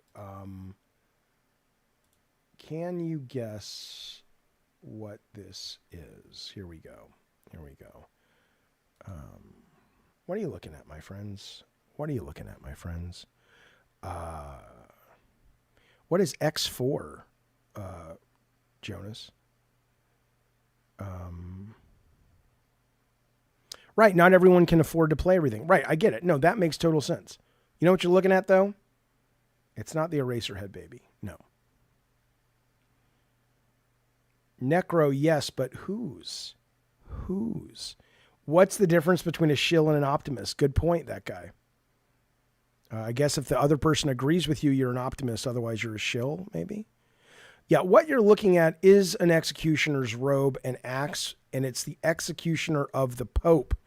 This is, I just thought this was cool. This is the robe and axe that belonged to Giovanni Bugatti, who served as the official executioner of the Pope from 1796 to 1864. Over the course of his career, he killed 514 people wearing this and apparently using this. Think about that. I saw Conclave over the weekend, the movie about the popes and shit. Yeah, you thought the Pope was dying, says Frosty, but they did him off. I saw Conclave over the weekend, which is about the Pope dies and how they elect the new one, the new Pope. And I really liked it. I don't think it's like, it's the most amazing movie ever made, but I find that level of religiousness and the pomp and circumstance and decor and all of that shit, that presentation, the theatrics of it, which the Catholic Church at the Vatican level, it's a very big part of it. It's beautiful film, gorgeous film, really interesting. So if you're thinking about it, I think it's streaming if you want to rent it, but it's also free on a couple of other services as well. It's not wait for the white smoke, Matthew. It's wait for the black smoke. I always thought it was the white smoke too, but when they vote and they don't elect a pope, I think it's white smoke. Let me check. Pope smoke color. In the movie it seems okay. So white smoke, black smoke means no pope. White smoke, I guess you're right, but for some reason in the movie I could have sworn it was the other way around. But you're probably right. I probably just was watching it weird or something. I don't know. Yeah, the Vatican was cool, Matt DeMarco and Indy Jones. The last one, yeah, it was really good. I agree. Okay. The newly anointed anti-pope was revealed with purple smoke. That'd be cool. I'd like to see an anti-pope. Look at this. I don't want to show a lot of trailers today. I do want to show this. Maybe I'll show it in a minute though. Hang on, because it was just announced today. And oh, by the way, if you're interested, I will be. People are like, why aren't you on the Sacred Symbols stuff anymore? I'll be on Sacred Symbols Plus with Colin. We're recording it this week. Colin, as you can see here, is on our show next week on Tuesday. For members at Colt and above, we're having lunch with him. It's a very intimate conversation with Colin Moriarty. And then I think I'll be doing a constellation in a few weeks as well. So just heads up if you're into me in that level of malarkiness that I bring. Tyler says Conclave, the ending was too much, and he's joking about something else. But I do agree that there was a little, there's a little bit, the end was probably, I don't want to spoil it. It was interesting. Let's just say that. This is a game called Absolver from the guys who made Streets of Rage 4. The trailer just came out. I just want to share it with you if you haven't seen it. Let's check it out together as pals do.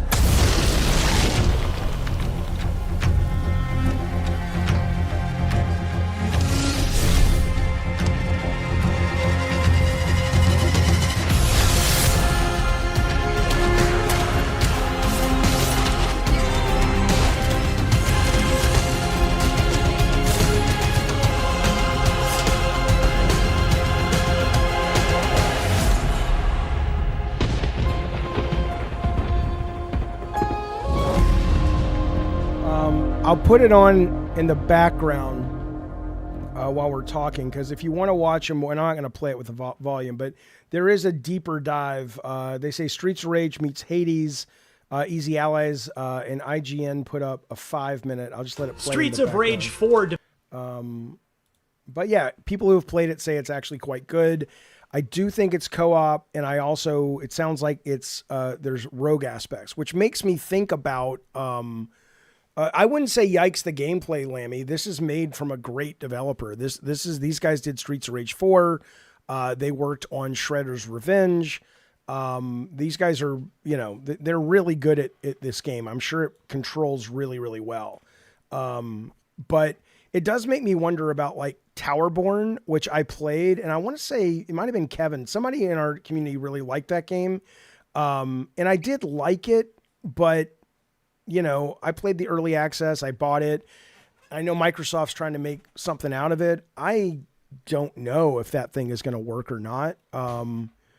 If people are, I can't imagine people are regularly still playing that game. But maybe, and I don't know how similar this is, but from people who have played this, I think there's kind of an immediate, it's a bit more positive, maybe because Towerborn is a bit, Towerborn might be a bit, there's too much to it.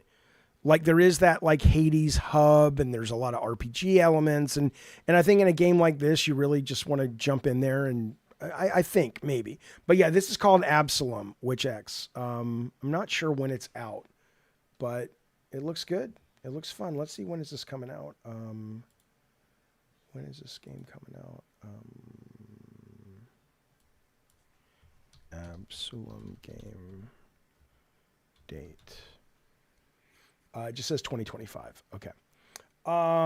Yeah, there were Guardian Heroes was great. Castle Crashers. What was the other one? Like Three Dirty Dwarves on the Sega Saturn. I remember playing that. That was pretty good. Yeah, it's only on Steam right now. Towerborn, right? Any big news? Anything happening in the world?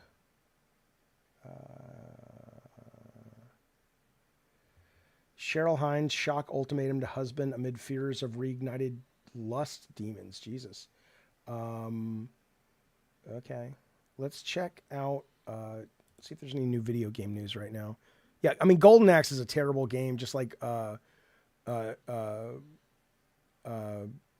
what is this? Golden Axe doesn't hold up, and Altered Beast doesn't hold up, but, you know.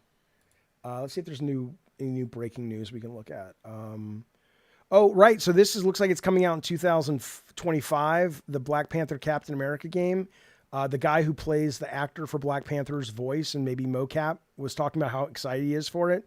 And it is more and more sounding like we're going to be looking at like a game that is like a what's the thing? Like a Telltale game or something like that, or like a Life is Strange kind of game, I think. But that's just, they haven't revealed it yet. But we should be getting more soon, I guess, because of it. There's a new Bambi horror movie. I haven't watched Daredevil Born Again. I heard it's okay. It kind of sucks that I'm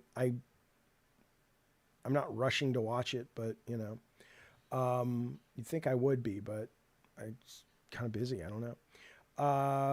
What else do we got? Taco Bell revealed a new menu item where the shell is made out of cheese. Okay.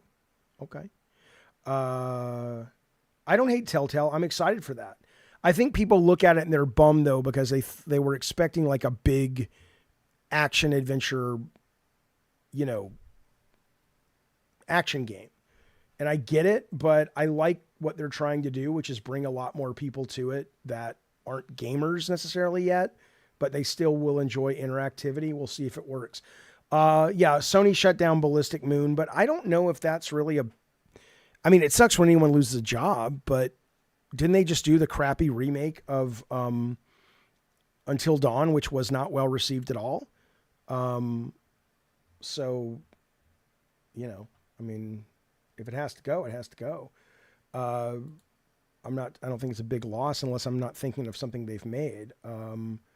When is this coming out? Okay, March 17th is when Assassin's Creed, they revealed the preload times, whatever. All right, there you go. All right, so look, I'm going to go to the chat. I'll just shoot the shit with you guys for about 5-10 minutes, and then we're going to spin the wheel. So if you want to be on the wheel, let me remind you what's going on. Sony didn't shut them down, says Birds Aren't Real. They didn't own them. So they just shut down because they couldn't get any more work, I guess, especially given how poorly it sold their last game. So if you want to be on the wheel, this is what's happening. Now Dennis says they did buy them in 2023. Oh, well, now I got to find out. Let's see. And where's P Turtle, damn it? Tech Protect, where's Turtle? Get him in here. Tell him we need him on the show tonight for about 10-15 minutes. Who owns Ballistic Moon? Yeah, it was acquired or merged with Sony. Yeah, and now they're shut down. Okay. Okay. So here's what's happening. Tomorrow morning, the 91 reviewed. I think it's still at 91. Let's see. Split Fiction, which has been getting great reviews. People calling it another game of the year for Joseph Fares. Split Fiction. Metacritic. Okay. You are dealing with a 91. People love it. People love it. Tomorrow it comes out. It unlocks at 8 o'clock. And sometime in the morning between 8 and 11, depending when I wake up, frankly, I will be playing this with 3 members of this community. Who are those 3 members? Well, right now it's going to be either Ludium, Hidoshoto, Johnny Boucher, or Rocker Matt. If you want to be on this wheel, and I might add to the wheel tonight if I game stream, which I probably will after my other show, I will spin the wheel. In fact, I will spin the wheel. Well, I'll spin the wheel twice, and then I'll spin it once more tonight. Okay. And I'll keep all the names on it. But I'll spin it twice. So if you want to be on the first spin, you got 10 minutes to cough up $5 in the form of a super chat, or in the form of subscriptions. The more, every time you spend $5 on either, whether it's a group membership or a $20 super chat, whatever you want, 5 extra or 4 extra names on the list, on the wheel. Okay. And then don't forget Tuesday, Colin's coming. We do lunch with Jaffe. We've been doing that on and off for a while, but now we're actually going to start bringing a guest if I can to each one. And Colin will be our very, very first guest. There is no dress code. As long as you can be on camera, but you can't break terms of service. Short of that, go with God, my good friend. Go with God. All right. I don't know if you noticed you have some folks in the call-in room. No, I did not notice, Bukaki. Let me see. My bad. Who do we got here? Disable. All right, let's bring in Luke Maviz. Luke, it's Jaffe. What's going on? Hello. Hey, bud. What's up? Hey, what's up, man? Doing a little show. What are you up to? What are you wearing? Cute little show. I'm wearing just some sweatpants, looking all cute, being all comfy for you. That's hot. So you know me, hot as a whistle, baby. So whistles are hot. What do you want to talk about, my good friend? What's up? Okay. This might be annoying. Okay. But I love Twisted Metal. Okay. And I love knowing where the characters come from. Do you remember at all how you came up with the idea for Mr. Slam? And is it connected to the movie Falling Down with Michael Douglas, old Mikey Dougs? Probably. And keep going. Preach, baby, preach. And what was the other thing too? Oh, and the Tower of Babel from the Bible. You know that one. Oh yeah.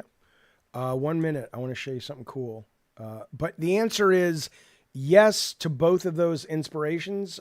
He was absolutely. We were like, yeah, let's make Michael Douglas and Falling Down, and then absolutely the Tower of Babel was kind of where the visual iconography came from, 100%. And then hang on, I'm going to make a video of Mr. Slam for you in real time. Make this guy building a job. On the spot, on demand. The Jaff man's got it. Tower of Bricks to Heaven. It doesn't always work great, though. He gets up there, sees God, and God kicks him off. All right, let's see if this is going to give us what we want, my good friend. It'll take a second. Okay. And what was the first thing you were just talking about, Twisted Metal in general? Did you have I had another question. Well, I think I asked you, and you said you didn't really know, but you know how Roadkill in the first game, like he's this army guy. Oh, right. What was his name? Spears, Captain Spears. Yeah, Captain Spears. But then his story was used for Agent Stone, but that was the name of the James Bond guy. I didn't know what that was all about, and why did you choose a army guy for the Mad Max car? You know. Let me think. Hang on. Let me copy this real quick because it said I wrote the word God, and so it's like that goes against our policies. Really? That's scary stuff. It's dude. like I pay you $200 a fucking month for this shit, and it goes against your policies. Yeah, cough it up, buddy. Yeah. 1 second. He gets up there, sees a man in flowing white robes and beard, and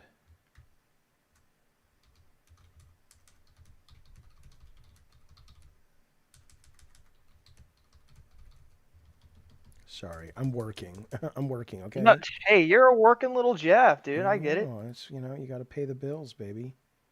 Got to pay the goddamn bills. Keep the lights on, dude. Yes, indeed. The lights are never going off with me and you.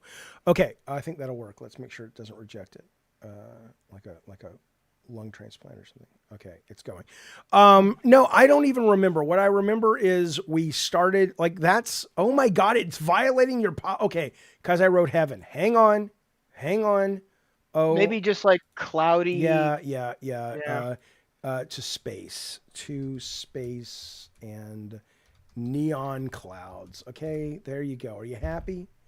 You happy, you fucking computer that doesn't want to offend anybody except, taking my fucking money. Fuck fuck these people, am I right? Dude, it's like 20 fucking bucks a month and you can't even write heaven? Come on, dude. I think these people need to go fuck themselves. Okay, here we go. Yeah. Please work. Please work. I think it's $200 a year. No, it's $200 a month for Pro. It was Jeez. $20 for normal. Oh my god. But I needed it for what I'm doing with Lolcow. For like the songs? And the songs, but also like, you know, we're doing crazy AI stupid shit and all that. Hang on 1 second. Hang on. Make this guy. Hey, I got to tell you, man, this Discord, there's some good guys in there, good fellas. I know, huh? We got good people. Good little fellas you got rounded up in there. Good little troops in there. We're gonna take over. Yep.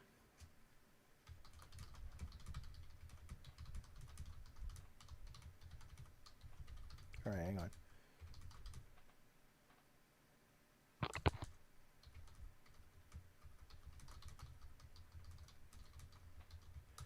All right, it may not work. But anyway, meantime, so I don't know where that came from, that storyline. We started very simply with the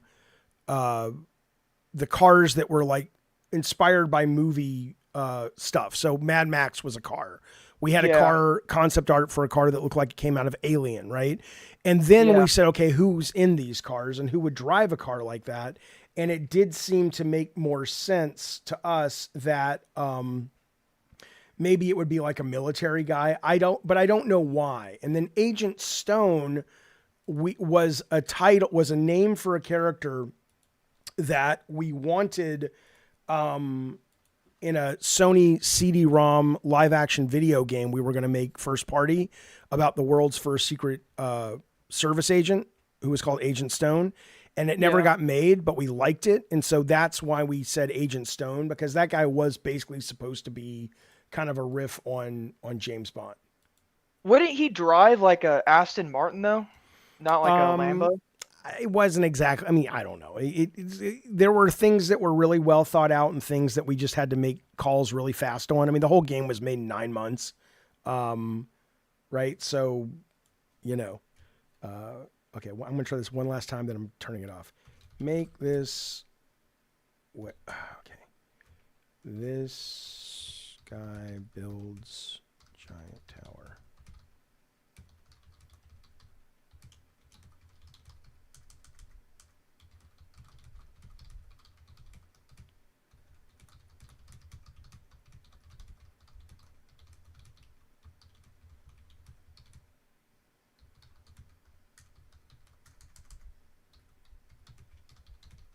All right, if this doesn't do it, it's not meant to be. Okay. All right. But anyway, stick around for a second. I want to show you the video if it comes through.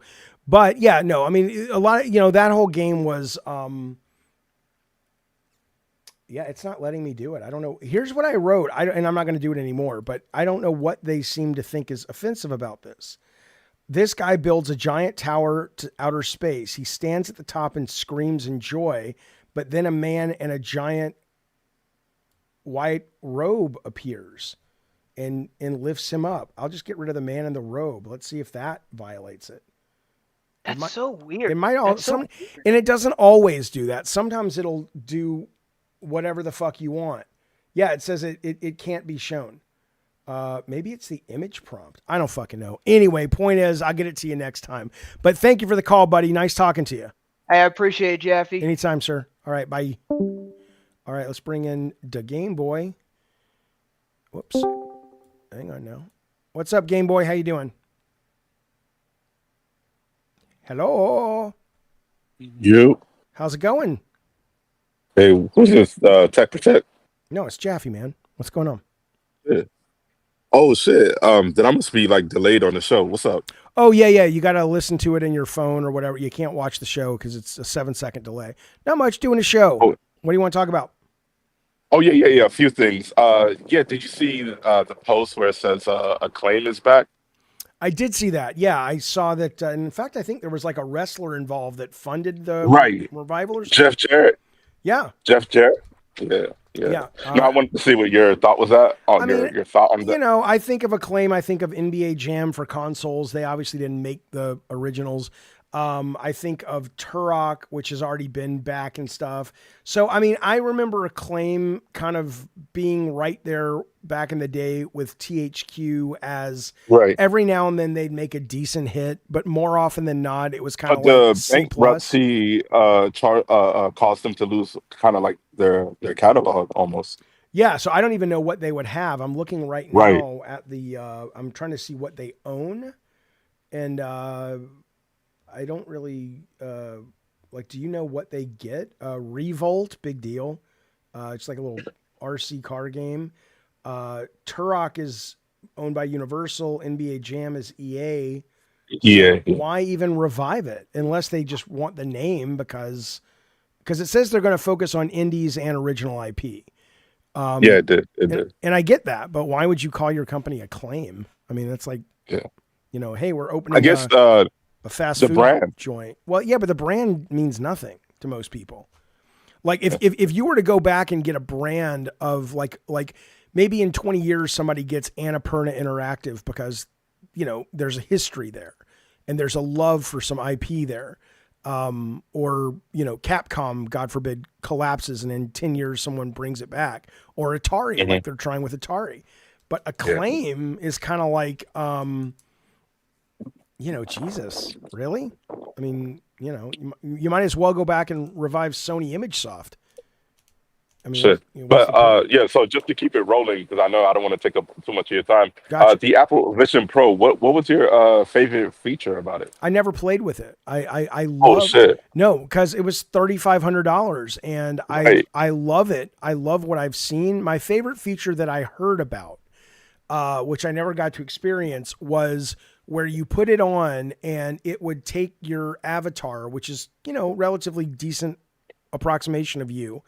And Yeah, your persona. Yeah, and it wouldn't just put it in a square, it would put it in 3D space. So as you're walking around your house, you see the head and shoulders and hands of the person you're video chatting with, but you can take them into the kitchen, into the bathroom. You can play you can play games with them and shit. And I love that sense of connectedness that it was giving you. And I'm sure because MetaQuest is they're losing money all the time, but their products are really good.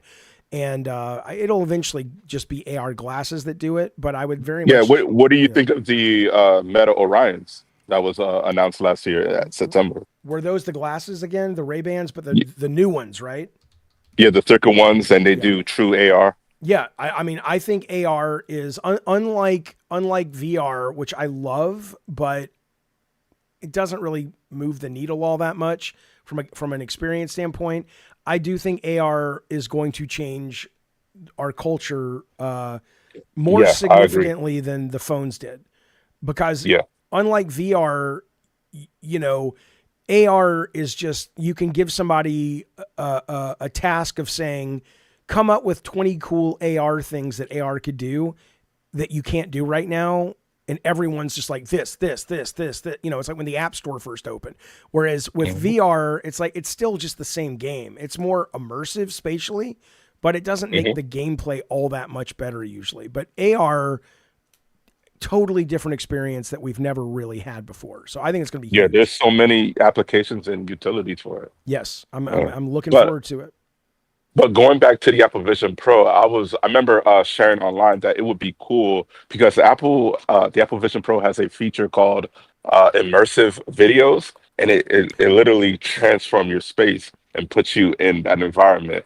Right, and I was so like, it'll be cool. Go ahead. Just describe it a little more though, because I think this is what you're talking about, where you take a picture and then you can put the picture and it makes it 3D and it's like you're actually in the picture or something. No, those are spatial photos and spatial videos. This actually changed your environment, immersive video. Give me an example. Give me an example. It would black out everything, but put you in a different environment. So there's there's movies that they made for it. There's a submarine movie. What is it? What is it called again? If I look up Apple Vision Pro and then what is it called? Immersive videos. Immersive videos. Okay, keep going. Yeah. So while you're doing that, I was thinking maybe I shared a concept for interactive. I was like, man, it would be cool to experience the Anne Frank in that time being in the attic and just being either one of the persons there or just being there and seeing what it was like. I mean, I don't know Again, if I would particularly want that, but I certainly agree with you that for documentaries and historical experiences, it would be amazing. yeah, it'll be like holodeck vibes, like Yeah. crazy. Well, I'm looking right now at the submarine. So you're saying what you did is you would put this on in your living room. Would you walk around in it, or is it just a 360 3D movie, or could you walk around in the submarine? It's 180. It's 180. Okay. So yeah, you would just pretty much sit and watch. But what I'm proposing is like interactive. You would walk in your space, so transfer your space, but Right. actually map out everything with the chairs, furniture. Hey man, I think, all this stuff is super cool and I'm excited for all of it. Okay, So, okay. yeah. So moving on to keep it going. Well, I got last question because I got to wrap up the show, and spin the Okay. wheel. So what you got? Okay, remember I seen something pop up on my feed today on YouTube from wrestling with games. They had a documentary about the Game Shark. You recall that thing? I don't remember a documentary, but I know what the Game Shark was. Yeah. Yeah, yeah. Do you know the guy by any chance? Todd something? Never heard of Hayes? him. Never heard of Okay, him. yeah, yeah. So pretty much towards the end of the YouTube video, he shared that he's launching a new company. Now it's called AI Shark. And it's pretty much it's gonna capture your gaming experience and assist you with that. Kind of like what the Game Shark did with giving you codes and stuff like that. So how does that work? So it'll get its hooks into a game and then literally Yeah, so change it? he shared a dongle, kind of like a capture card with two HDMI ports. So I'm assuming they didn't dive deep into it. And I shared something like this last year too. And it will capture the video, but I guess the AI will do all the work as far as retrieving information and Oh, okay. providing you So with. it wouldn't actually change the code. It would look at the video and say, "Oh, this is where you're at in the level. This is what you need to do." Right, some help. Yep. Yeah, I mean that's cool, but a lot of companies are, Xbox has a patent for something like that. Sony does as well. Even if you play games right now with just ChatGPT turned on, and you say to it, and you say, "Hey, I'm at this part in 7 Days to Die." It's like, "Oh, you're at the canyon part. Here's what you need to do." And you can have it role play characters. It's awesome, man. I love this shit. All right, buddy. Yeah, Go ahead. all right. Just oh yeah, and enjoy Split Fiction. It seems pretty interesting. Well, you I seen should get on the wheel, baby. Play with us tomorrow. Come on, maybe rain check or Rain something check, like don't that. be what are you scared of it? You scared of the two No, women? no. I appreciate When I you're scared of it. When I seen a little clip of the PlayStation clip on X, they had a pig flying, farting rainbows. Yeah. It reminded me of Silicon Valley something, some old 64 game. All right. Space- Space Station. Yeah, I remember that. Yeah. That was the two games that came out. They also had the other one where you were playing the Blast Core. I think it was the same developer. Yeah, same Blast publisher. Core was cool too. So, but it's okay that you're scared to play with me. I understand. No, I'm not scared. I want to. No, I want to. I Just understand. another time. No. It's okay. Just say you're scared. I Accept want it. to play. All right, buddy. Good to talk to you. Talk to you later. Later. All right, man. All right. In fact, I am going to put right now, that guy is on the wheel. He says, Jaffe, did you play, One Sec Tech Protect? He said, Jaffe, did you play Castlevania Lords of Shadow? Thank you, that guy. I played a little bit of it. I didn't play a lot of it, not because I didn't like it, just because I was busy. That guy is now on the wheel. What's up, Tech? Hey, we have a call with Twiggy in an hour if you're available. Oh, yeah, let's do it. Have we heard from Turtle? Have we heard from Turtle? What's going on? Turtle is evasive. His head is in the shell. Okay. What time am I doing the gameplay tomorrow? Anytime. We're going to start from 8 to 11 California time. My understanding is the game unlocks at 8, but if I get it on PC, maybe I can't download it. We got to get it set up. So sometime between 8 and 11 is when we're going to play the game. So that'll be tomorrow. I am going to spin the wheel twice and then one more time when I stream tonight.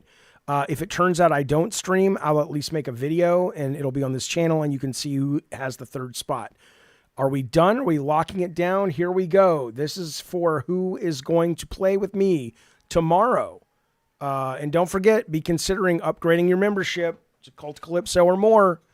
Colin Moriarty, coming Tuesday. We're having lunch with the guy. It's going to be fun. It's going to be a quiet, little intimate setting.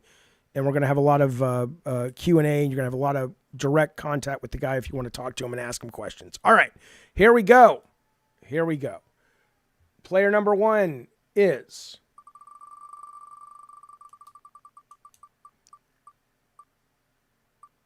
Check it out. We got Johnny Boucher. All right. Tech, can you come back in here real quick? Congratulations, Johnny Boucher. Tech. Sounds like I'm calling a chicken. Hey, can you write these names down? Johnny Boucher is our first player for Split Fiction tomorrow. Johnny Boucher, will do. Okay, and then I'm going to take him off the list now, or at least one of them, although he only got in there once. Lammy, if you want to give me a super chat, I'll put you on the list. Here's the second spin. Here we go. What's that, Tech? Nothing, you're good. Keep going. All right, here we go.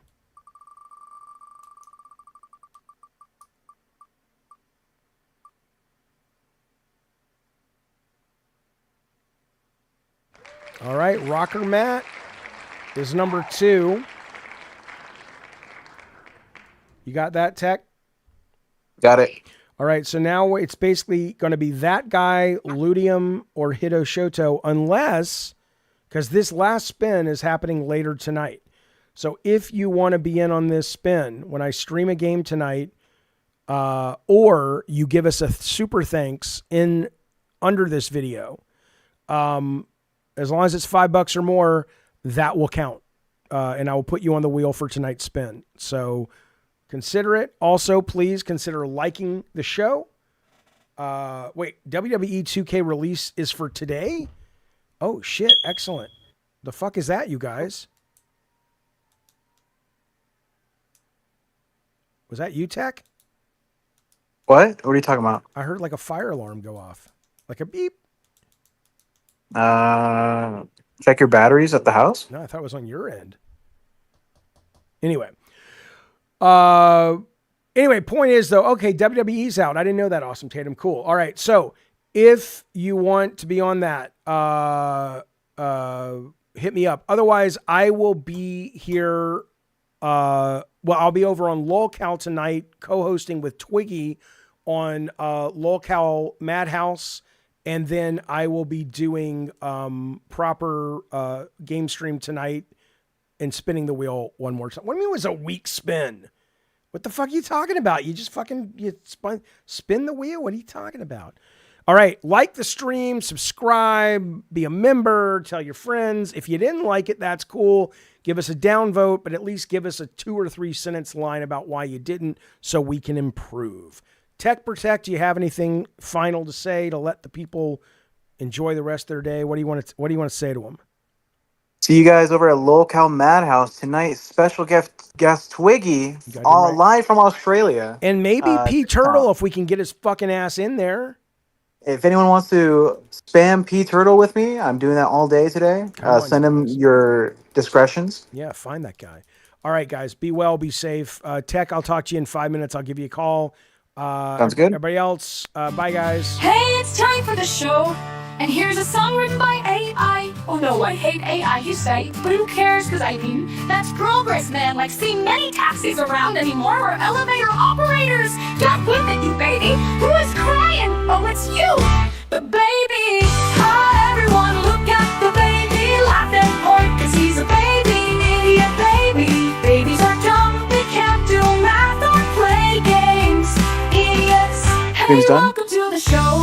I got a secret to tell you. I like you. I mean, really, really like you. Like in a sexy time way. Holy cow, I did it. I said it. Man, I finally admitted how I feel. Love going to therapy, but I still hate the babies. Yeah.